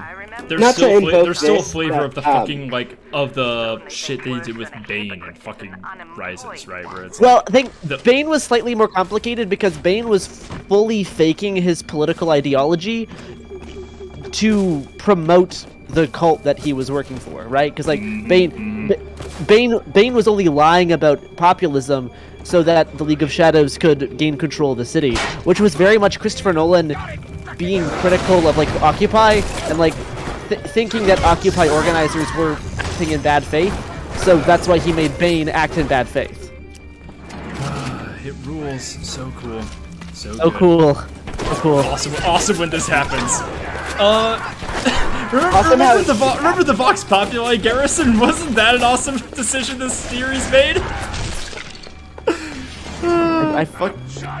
In Bioshock Infinite, in the Christian fascist city-state that they got going on, the oppressed classes form a rebellious group called the Vox Populi. Malachus, thanks for the raid. And they're, for the most part, like, you know, being like overly policed, and you know their cells are being hunted down. You go to an alternate universe where they are able to arm themselves, and in that universe, they are portrayed as bloodthirsty lunatics who are just as bad as the people oppressing them. Yeah. Love when this Yeah. happens. So cool. I have like some criticism about BioShock 1, but I think on the whole it's like doing some pretty good things with its politics shit, we gotta raid. and how it uses to tell a story in like a way that in like a broadly in a way that I think is appropriate for a video game to tell. Like, it uses the medium pretty well to tell this story. BioShock Infinite's story, even though I haven't finished the game, because it's just, I have so much trouble because the game is trash to me. Like, fuck that story, it's so hard. I have nothing but rage about it. I think it's still, like, somebody asked me about this. They were like, which games are, like, actually worth playing? Like, they said 1 or 2 are the good ones, but you can skip Infinite. I actually disagree with that. From what I understand, BioShock 2 is like a shameless apology for this game's politics. Basically, they're like, yeah, what if BioShock 1 takes place, but in the power vacuum, there's like scary evil communists that take over instead. The left is in power now. Isn't that so nuanced? Oh no. So true. So true. All extremism is bad, no matter what kind. True. Nuance is These people dead. have one trick. Centrism will prevail. I had such a fun experience. I was hanging out with April and Nana like a couple of weeks ago. Jack, I guess also Garrison, are you guys familiar with the band called Poor Man's Poison? No. No. Oh, okay. They're like, I don't even know. I don't know how to like describe their genre really right now. I've only listened to like a couple of the songs. I would describe them as like good character playlist music. Like, they're very good. Their songs are very just like vague enough that they can be applied to as many situations as need be. And and all of the politics in some of their songs are like, they keep making these ones that are like these kind of broad, non-specific calls to like rebellious action in a very politically non-specific kind of way. And it's like, my friends were listening to this and they're like, it's like, okay, yeah, this is like cool and good and everything, but like, what are they like? I've like the damnedest trouble figuring out what their politics are. And they looked up their Twitter, and they're all enlightened centrists. That makes sense. Yep. I was like, I'm not familiar with enlightened centrism specifically. Is there what's that deal? Is it just regular centrism? Well, there's enlightened centrism after you study years of esoteric thought and Gnostic knowledge, and there's regular centrism where instead you don't do that. You're just a centrist. Understandable. Yeah. The two genders. Damn, I can't believe I'm a fucking centrist now. Peak male performance. Drops out of college and becomes a centrist by default. The baby. And I had the funniest fucking moment where I listened to this. They told me that there was going to be these politics in it, and I was like, and then I listened to it, and I was like, hey, these guys are kind of like, these guys sound like enlightened centrists. And they were just like, god damn it, because they'd like taken so much effort like trying to figure it out themselves. I was one of the bitches. Excuse me. Pardon me, Bessie. Let's see. Ooh, yummy. Give me one of these. Night Moon. Bye bye. Okay, fine, I'll do it. God, Christ. Also a belated hello to our raiders. Yeah, hi guys. I'm having such a fun time. Like, I really love that your weapons in this include just like. I just think it's very cool I'm going in here with a fucking Thompson machine gun. And a wrench. And a wrench! Did you die? Yeah. Whenever you die, you just go to a little cylinder where they restore you. It's cool. It's like, Nice. it's really weird because these the Vita chambers like that I just went through, that respawn room, that didn't reset this guy's health. I could just go fight this guy repeatedly and respawn with no penalty. Like, absolutely none. His health bar does not change. That's fun. That's interesting. Huh. It's wild. Like, it feels like there's no stakes in combat. Ugh! Which, yeah, it's a little whack. And it's getting at this, like, little thing I was talking about earlier with, I was gonna mention ludonarrative dissonance, but they would put a game show. Yeah, someone in chat was really excited about the ludonarrative dissonance. Yeah, Jack, do you know what I'm talking about with that? In what? Why would I know what you're talking about? Fair point. I don't know anything about video games. So, in games, it is referring to the concept of, it's like, it is when the narrative that the gameplay presents you, it contradicts the actual narrative of the story, right? So, essentially, it's, so, you see this a lot with Grand Theft Auto games, specifically Grand Theft Auto 4. Because that's the game where, like, you're playing as, I think it's not Nico. I don't remember who, actually. I haven't played that one. But it's the one where you where your guy is like, no, I'm so, like, tired of killing people. I just want to be a better guy. Oh, I'm so angry. But, like, the gameplay loop is fucking Grand Theft Auto, right? The game encourages and then it's a Grand Theft Auto game. Yeah, it's like, get out of here, you know? Red Dead 2, a game by the same studio, does it a little bit better, where it's like, you have the kind of, like, negative self-talk about your own violent actions, and the narrative supports it, kind of. Now, something interesting about this game is, all of the enemies, with the exception of the big daddies, and, like, the security systems, have been people. And the original concept art of this game... very strong Resident Evil 5 vibe, frankly. Not necessarily. Not necessarily. Just in terms of the, like... the, you know, dehumanization of, you know, in this game, drug users, and in Resident Evil 5, black people. Well, I mean, I get what you're saying about, like, that point we were on earlier, but it's not quite that, right? So, what they were doing, in the original concept art of this game, they were originally gonna, like, make, like, a bunch of, like, wacky sea monsters, which, I've seen them, the models look pretty cool. They're, like, some really creative, enemy designs that they discarded, and they even have, like, some, like, weird centipede versions of the little sisters, like all the little girls that I've been, rescuing so far. Well, this game has centipedes too. It would have had centipedes.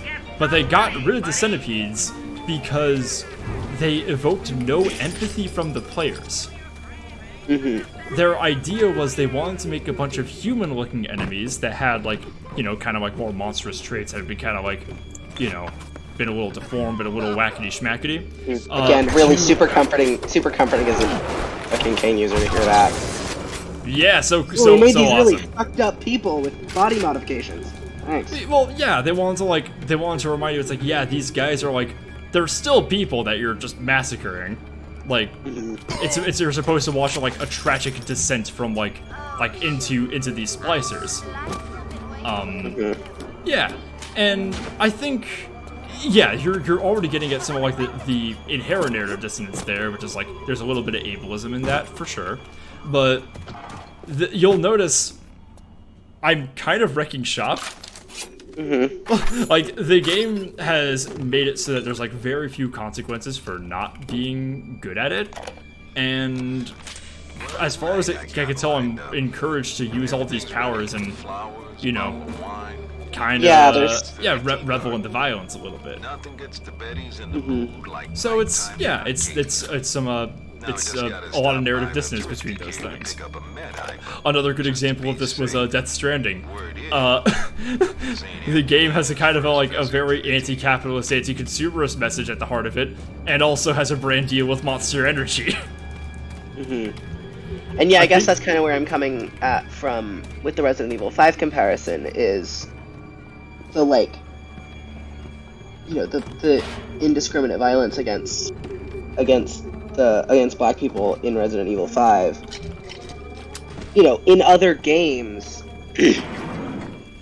obviously in other Resident Evil games, there's not really other than exceptions like Marvin in Resident Evil 2, there's generally not a push for the player to recognize that the zombies have been human at one time or another, but also like the specific it actually comes up in the 7.5 hour Resident Evil video essay, and actually in Sophie McAllister's videos about Resident Evil as well. They both talk more or less intelligently about this idea in that, like, the specific context of the infections in the Kijiji region, which, not that they called it that, were as a result of a biochemical weapons attack, and the idea that versus, like, sorry, wow, my fucking brain fell out. But those things in that, and also just the plain history of American violence against, like, black people for no good reason. Those things in combination lead to the optics of Resident Evil 5 being really fucking bad.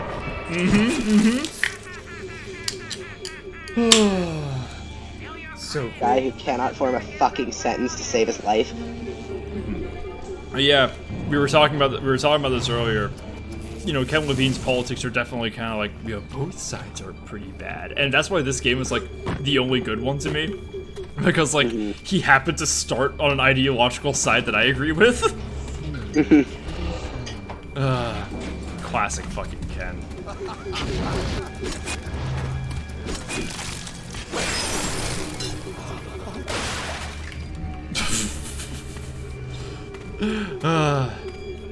Love this fucking game.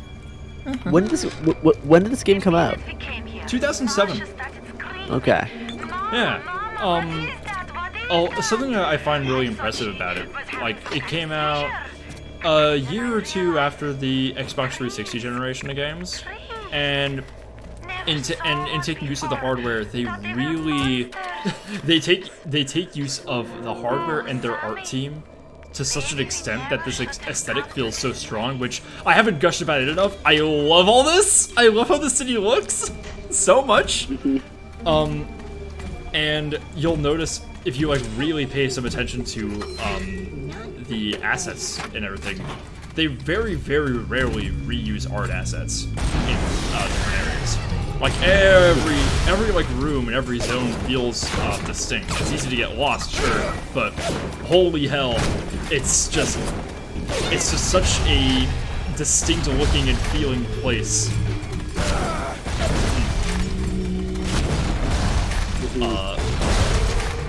One of my favorites is looking up through the different tubes and just occasionally seeing some whales and seeing whatever silly little wildlife they have going on.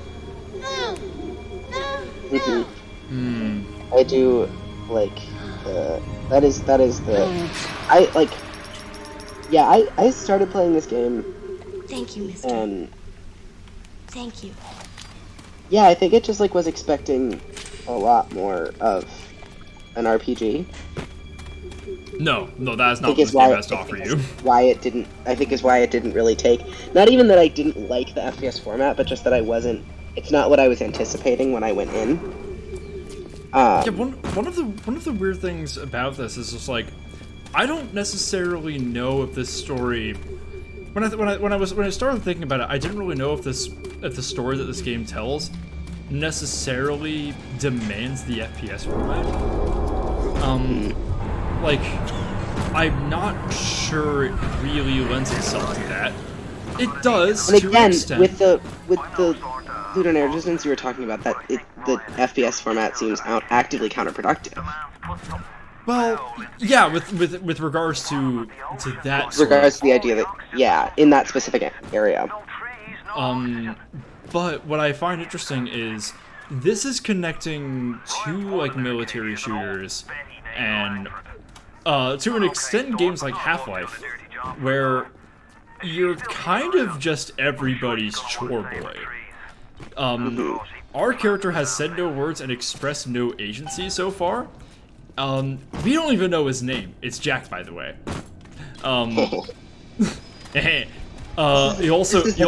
You'll notice those little chains tattooed on his wrists. That's interesting. That's a fun little bit of heavy-handed symbolism. Remind me what time period this is supposed to be taking place in. 1960. The year is 1960. Oh, okay. I hate that. I mean, it's a little bit.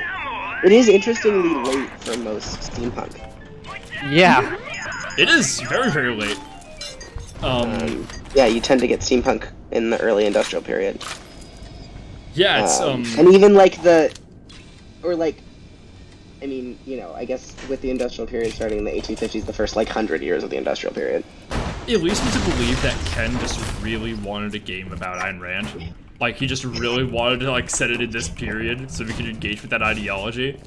Absolutely. That's the only conceivable explanation. It's really wild. It's very strange. It's like, I have to talk about libertarianism. In his defense, I have also... Wait, hang the fuck on! What?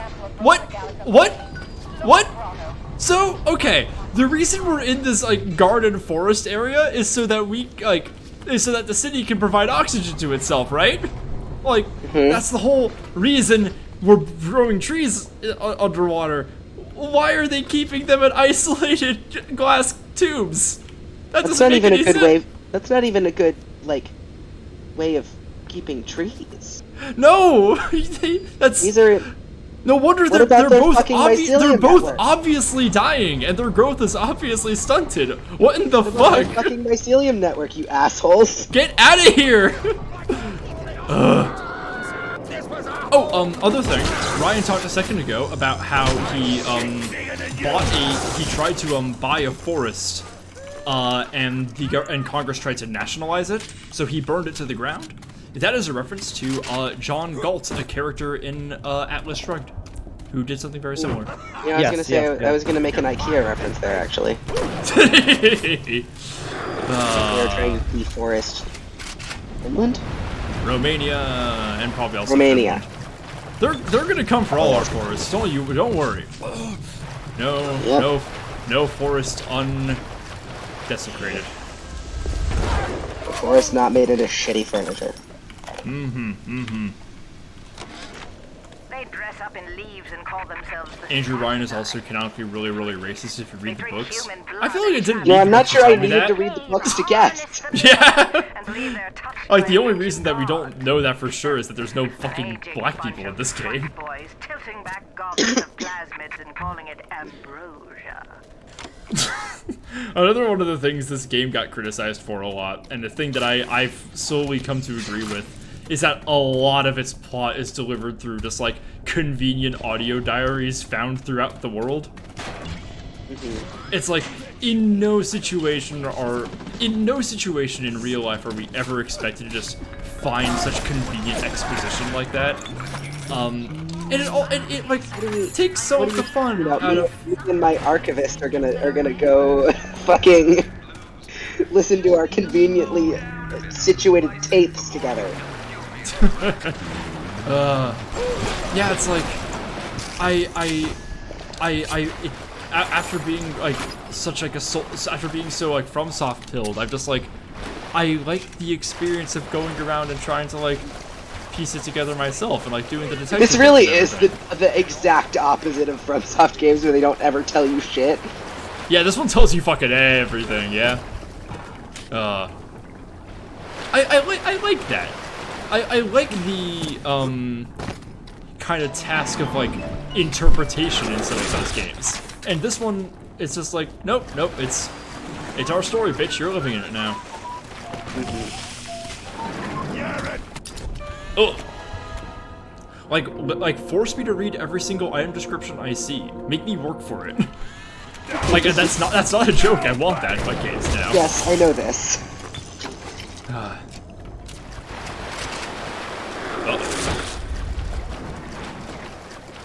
Photos taken moment before disaster. I really like that I've been just like finding time to take silly little pictures of everybody that I see. It's fun. I'm getting candids. It's battlefield photography. That's me trying to take pictures with my friends at parties. You're trying to take a And picture of I them unfortunately before didn't they beat you to death with the socket wrench. Okay, here's the thing. I did get murdered at the Ides of March party last night. Oh, good. I'm glad that your friends beat you to death with socket wrenches. Yeah. Actually, the way that she did it was she made me draw. She got me to draw an Amogus. They had it set up. So my friends had this Ides of March party, and they had it set up so they would give you when you got there. You picked a little card and it had somebody's name on it, and then a way of killing them. And mine was like I had to figure out how to get my friend Harmony to hug 5 people, which I did not do before Rose killed me and took my card. But yeah, it was shit like get them to try your drink, or like get them to hug 5 people, or get them to draw an Amogus. That's incredible. Can I It was just really say fun. I gotta say, I love that I've cultivated a friend group where like I don't think any of my friends did anything for St. Patrick's Day, but I know that like you did shit for the Ides of March. These people aren't even Tumblr users. I know. I think that's just neat. I think I was I was like weirdly obsessed with the Ides of March before I was like Tumblr poisoned.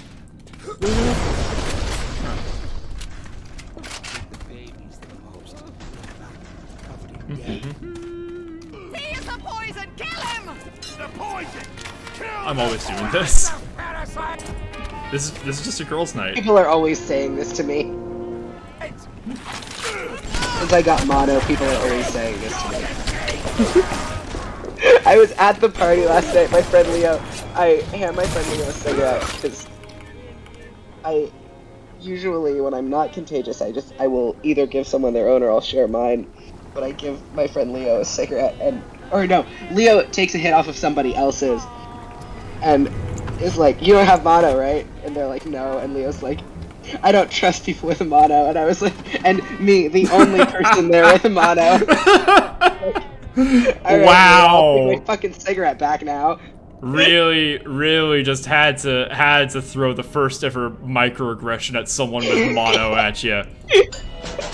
Anti-mono hate crime. That's incredible. Distract your enemies. Buy yourself time in dangerous situations. Those are all so charming, even though they're all like trying to commodify and make a, draw entertainment value out of historical, institutional misogyny. So true, so true. That was terrible. That was like physically painful to say. That was not anything. That was like, I will say, yeah, that's one thing that's really impressive about this community in general, is how really we're all very, very good at telling jokes like they cause us physical pain. Literally every time I like try to be funny in like an actual conventional sense, it sounds like I'm like dying. Fitzy says, "Congratulations, Jack. This is how you can escape whiteness." just get mono, guys. Is being Irish not enough? No, sadly no. Bit of a long road away from that one, buddy. Person of mono. What? Why would they put this in the game? What the fuck? They just put a whole dead cat here. I can. What? They're just gonna. Oh, I thought they were going to like, take a picture of it like it was an interactable model. What the fuck? Stop trying to like play like violence for shock value, guys. It's so easy to not do this. It's like I don't even recognize Rapture no more. I can't. It is easy to do this though. Hold up. I asked Ryan if he'd do such things to innocent. He said, innocent. They haven't chosen to defend Rapture, they've chosen to side with Atlas and his bandits. There are no innocents. Yeah, I do love that when I was playing this, it took me until the fucking, like, you get to the submarine or whatever, to realize that Atlas might just be like, or fake Irishman on the radio. That's Atlas, right? Yeah, that's him. Yeah, that he might just be making this shit up. Interesting. Yeah. You're catching on to something interesting. I don't really want to spoil it for you, even though it's like that, like the twist about what he's really up to. It's like, I mean, this is like what it's like a 15-year-old game or something like that. Yeah, and I don't know that I will ever finish it. We'll see. Yeah, I doubt we're gonna get to it tonight. And like, I might revisit this. I don't know, but what happens is you reach Andrew Ryan, and it's revealed that your character is a psyop who has been conditioned to obey commands followed with "Would you kindly," which is the first thing that Atlas says to you. Is that fucking Ella Enchanted? They just did Ella Enchanted. Yeah, he says, "Would you kindly walk left? Would you kindly walk right? Would you kindly beat me to death with this golf club?" And then you do. And yeah, like Atlas has been using you the entire time. It's wild, and like that's what I'm saying. It's like how this game like forces you to kind of question how much ability you have to interact with the story, and how much you like your character is a independently thinking person. Yeah, I know some of it also has to do with like how much agency you have as the character or the player, and it's kind of doing a misdirect with certain choices you make. It is, yeah. Because they give you a little bit of choice. They let you, they let you choose whether or not to harvest or to rescue the little sisters. But yeah, that's kind of like a tiny little nugget of free will that they give you to keep you off your balance. This is not like. Surely these are not the only two people to have this idea, but it is really funny to me that so Ella Enchanted, which has a very similar premise, on the level of like fucking sleeper agent trigger phrases, but for princesses. It came out in 1997. Which, even though there's no reason to believe this, I do think it would be really funny if what's his name was like read Ella Enchanted and was like, what if I do this but with Ayn Rand? I mean, it makes sense though, because like the notions of individualism and free choice are very compatible with our objectivism. Like that's just like it's almost like you're invited to make this character. In a way, like I kind of get why Ken was so interested in making a game about this ideology, because yeah, it is so interesting about like to examine like how much like control you as a player actually have over any of this, when every game made up to this is kind of just telling you what to do.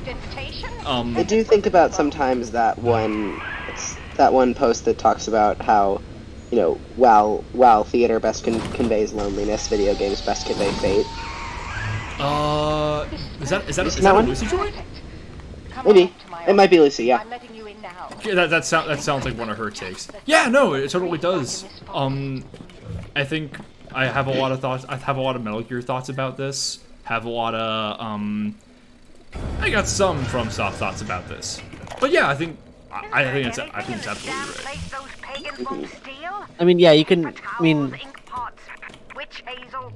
that is definitely riffed upon on something like the Stanley Parable.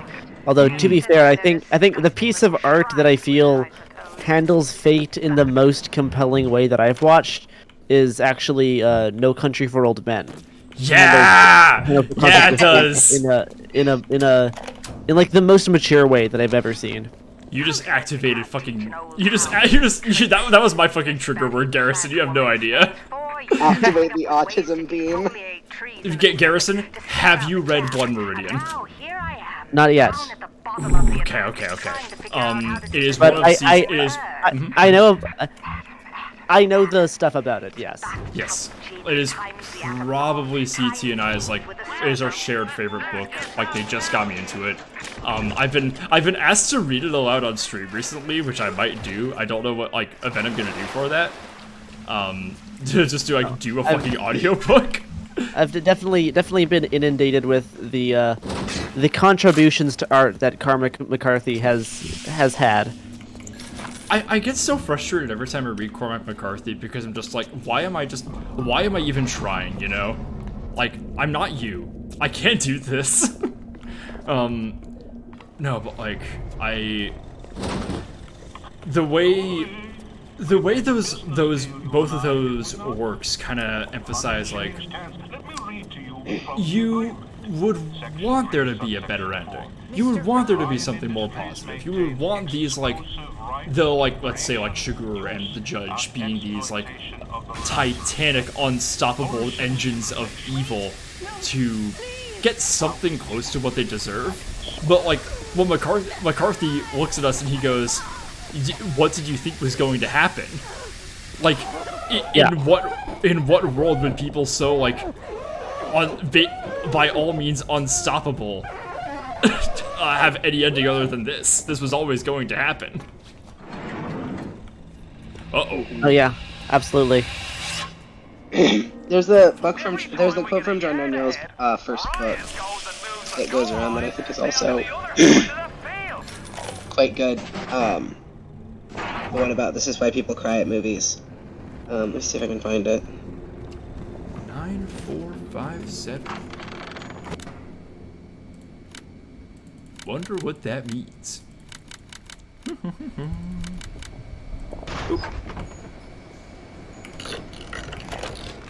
What's the point of being a damn genius if the only ones around to appreciate it are a bunch of spliced up morons?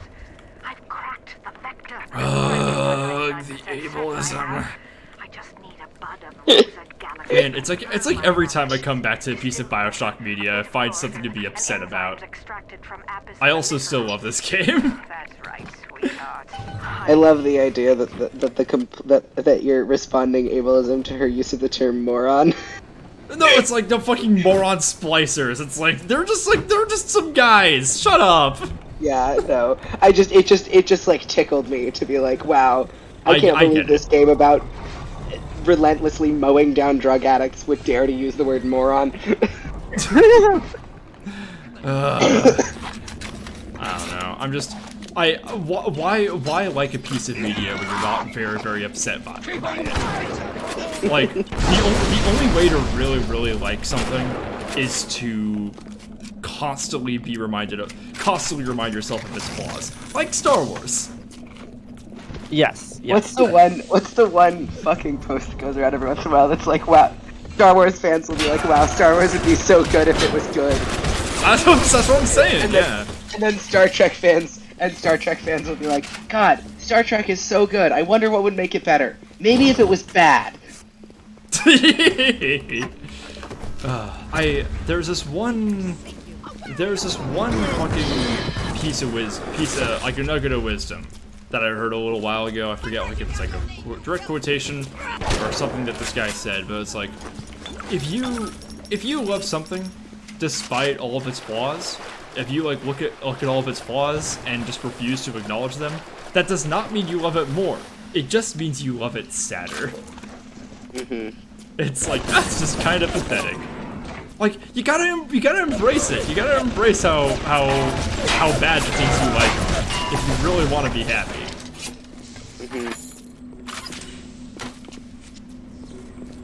That's why I do like Repo the Genetic Opera. It also sucks. It sucks so bad, but I love it. It's a terrible, terrible movie.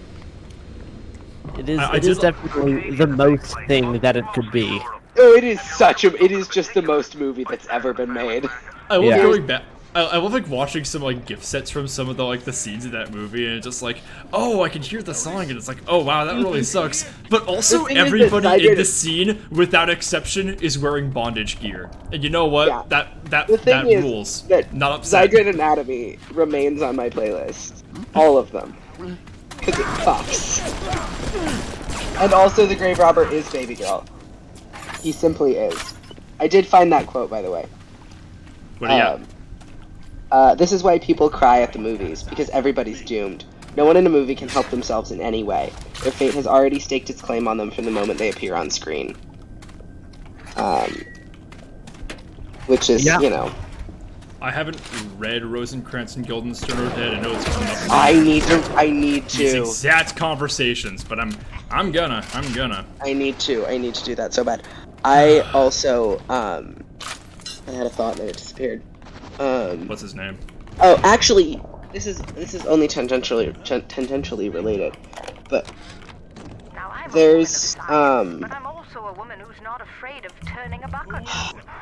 I have not read all of John Durnill's books, but I have read, Right on my hip. So I get to thinking, oh god, Universal Harvester. It was weird as hell. Do love it. It was, he narrates the audiobook and he's quite good. And yeah, it's a bizarre story. I want to read Monster House, because that also... Does that have anything to do with the movie? Or not Monster House, Devil House. Okay. It was John Durnill's most recent book. It's actually about a true crime novelist and sort of like what the true crime industry means. Oh, baby. Especially for someone who makes their money in it. Yeah. And he's obviously like a fucking fabulous writer. I find it kind of unfair that he can write songs and prose. Oh yeah, that's Fuck you, dude. Awful. That's terrible. Fun fact, shamed. my dad is friends with a guy who's friends with John Darnielle, which is kind of neat. I feel like I always joke that my dad knows a guy for a living, and I feel like I'm starting to do the same thing. Except I don't do it for a living. I just know a lot of people.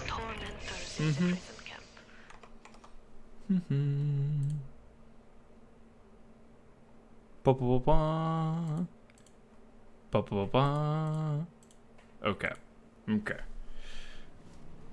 We got about like 10 or so minutes left. I'm kind of cooling down. Sounds good. Yeah. Yeah, I'm very, very impressed you've been able to be on mic this long. I have a kind of a standing policy that bitches can just like leave whenever they really want to. But like, it's been very, very nice to have you on this whole time. The most any one person has ever stuck around, like, these fucking trees again. I'm still so mad. The most any one person has ever stuck around. I think Spitzy is still here. Spitzy Speaks JP in chat is a good friend and mutual, and she was around for an entire 6-hour stream where Garrison, have you heard of Ultra Kill? That sounds familiar. Okay. You should have played Ultra Kill. I'm gonna get back into it this week, and I'm so excited to. It's this fun little FPS that came out. This it's been like being released in early access, like kind of batches. Yeah. And it's this fun little homage to Doom, Wolfenstein, like that era of shooter. Yeah. And like this ultra violent style shooter. You're a robot descending into hell, and you are powered by the blood and guts of your enemies. So you are massacring the denizens of an extinct human race in hell, and it kind of fucks incredibly hard. It has this really cool like PS1 graphics and breakcore soundtrack. Some of the horniest voice acting I've ever heard in my life. Mother of God. Yeah, and it's case-X compatible. Yeah, yes. There is a mod released for the game that sends all of your controller vibrations to a remote butt plug.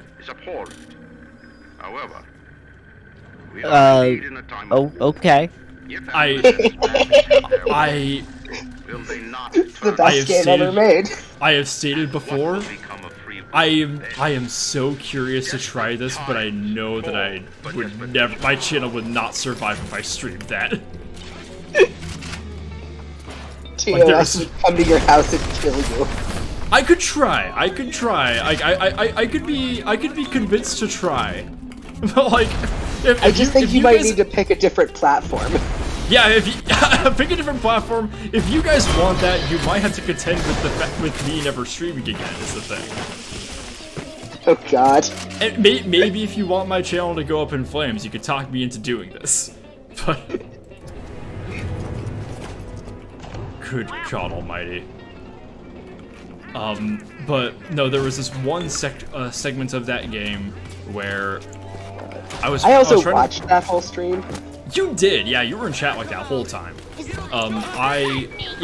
an entire section that requires you to perfect rank every single mission in one of the acts, and then it unlocks a very, very irritating secret boss. And that entire sequence took me 6 hours, and Spitzy was here that whole time. And even I was shocked that I had like that much stamina. Can I just say, I think this is the part of the game where, this is the part where you start to feel a little overpowered. At this point, you start to get like a good chunk of plasmids going, your weapons have been upgraded, you have a lot of ammo, and this music is playing the whole time. Which, okay, that might just be my own sensibilities, that might just be me. Yeah, y'all know what I'm about. Yeah, Garrison, I don't know if you're looking at stream right now. You don't have to, there's no expectation that you have to be, but I am literally wearing a cowboy hat right now. Yes, I have seen the cowboy hat. Okay, good. There was a tragic demise of the best hat. Yeah, I had this Very one sad. hat that looks like Lady D from Resident Evil Village's hat, and the brim like tore in half. And I'm so sad. Real gays going to brunch type beat. Oh, it's exploding buckshot.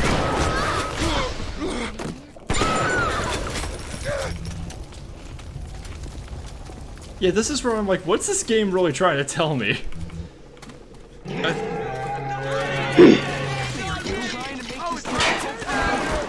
like how they're like all on fire without exception. Sometimes you just gotta decouple the violence that you're engaging with whatever story the game is trying to tell. Yeah, you're just like, you know what? Fuck this.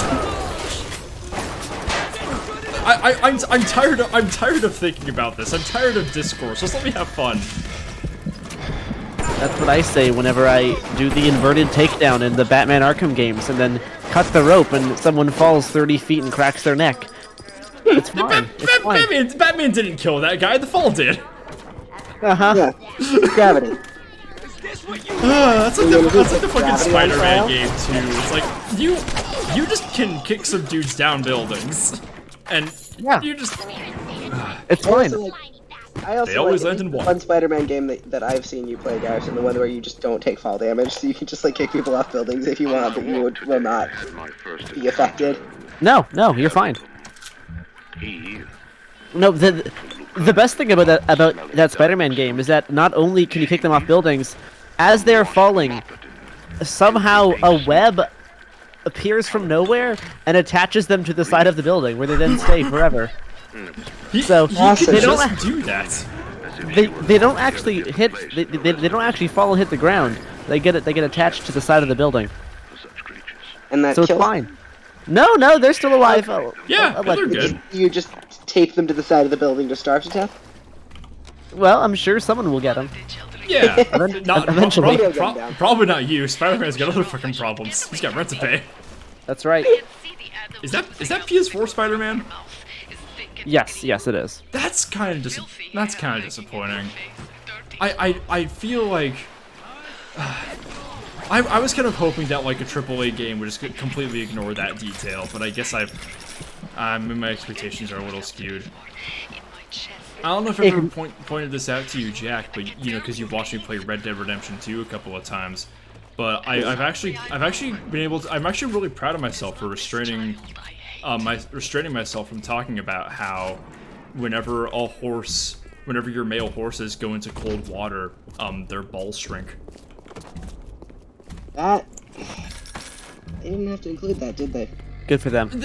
They really didn't. Yeah, they did that for someone. I was gonna say us. I'm not sure they did do that for us. Yeah, I don't really include myself, but it did something for somebody.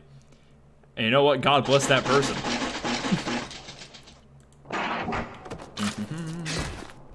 Okay. I'm gonna see about John Big Daddy real fast. I have like no health, so I'm gonna go fix that.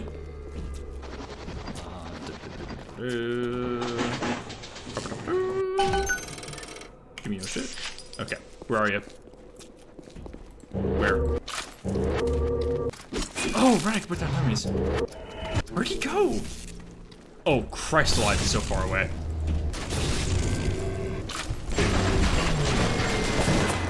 Tee armor rounds. Dying. Uh-oh. Ugh.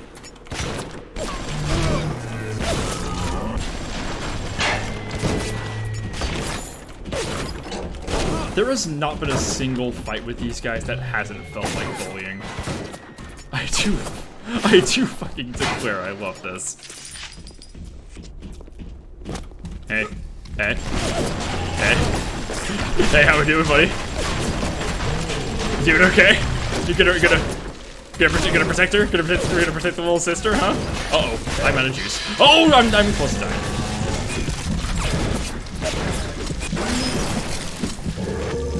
Get for being fucking. Oh shit! Cocky. Yeah. Okay. You're right. Someone might say I deserve that. You guys won't. Jack won't. Jack is a track record of being unequivocally and uncritically nice to me. Yeah. Well, I know you hate it when I'm mean to you, so. Mm-hmm. Well-documented history of you hating that. Where is the? Oh! I already got this one. I think I already got the little sister here. I didn't have to do that. Well, whoopsie. That was at least a good way to end things. So I'm gonna just run back over this way. I'm not gonna forget to save. Boop. Okay. Well, it has been a long and very, very lovely evening. Garrison, I'm not gonna sugarcoat it. It was really nice to have you on, buddy. Yeah, thank you for having me on. It was a nice evening. Yeah. I know you told me you got some nights busy with work and everything, but like I say to everybody, you're always welcome around here. If you just, whether I invite you, whether or not, just, stop by if you're, whatever you wanna. I'm going to go see whoever the hell else is live right now. There are a few folks. How many people were in chat? Whew. Okay, this is gonna be a big raid party. There happen to be some guys around here. I'm sending all of you bitches straight to Jantham, who has 3 people in their chat right now. Our raid party is gonna be. Oh, never mind. They have 8 people. Our raid party is gonna be 22, 30, 52, 71, 77 people strong. So go in there, send some emote spam, show some love from all of us. Garrison, do you have anything you want to plug to the people on your way out? You can hear me do a mix of good journalism and unhinged research on It Could Happen Here, the podcast. And also, I will have more articles coming out soon about a variety of also similarly unhinged topics. So you can keep up to date with that kind of stuff and other unhinged ramblings on my Twitter account, which is @HungryBowtie. Hell yeah. That's our style. That rocks. Check those out for me, for Garrison also. I'll see you guys over on the Tumblr, see you guys on Twitter, see you guys in the Discord server. Go join that to get updates about this week's stream, which is gonna be Ultra Kill again, because they release more shit and I gotta go into that and suffer. But I will also see you guys on Tuesday for that. I'm gonna take a nap. Night, guys. Bye. Bye. Boop. Okay, raid is out and stream is end.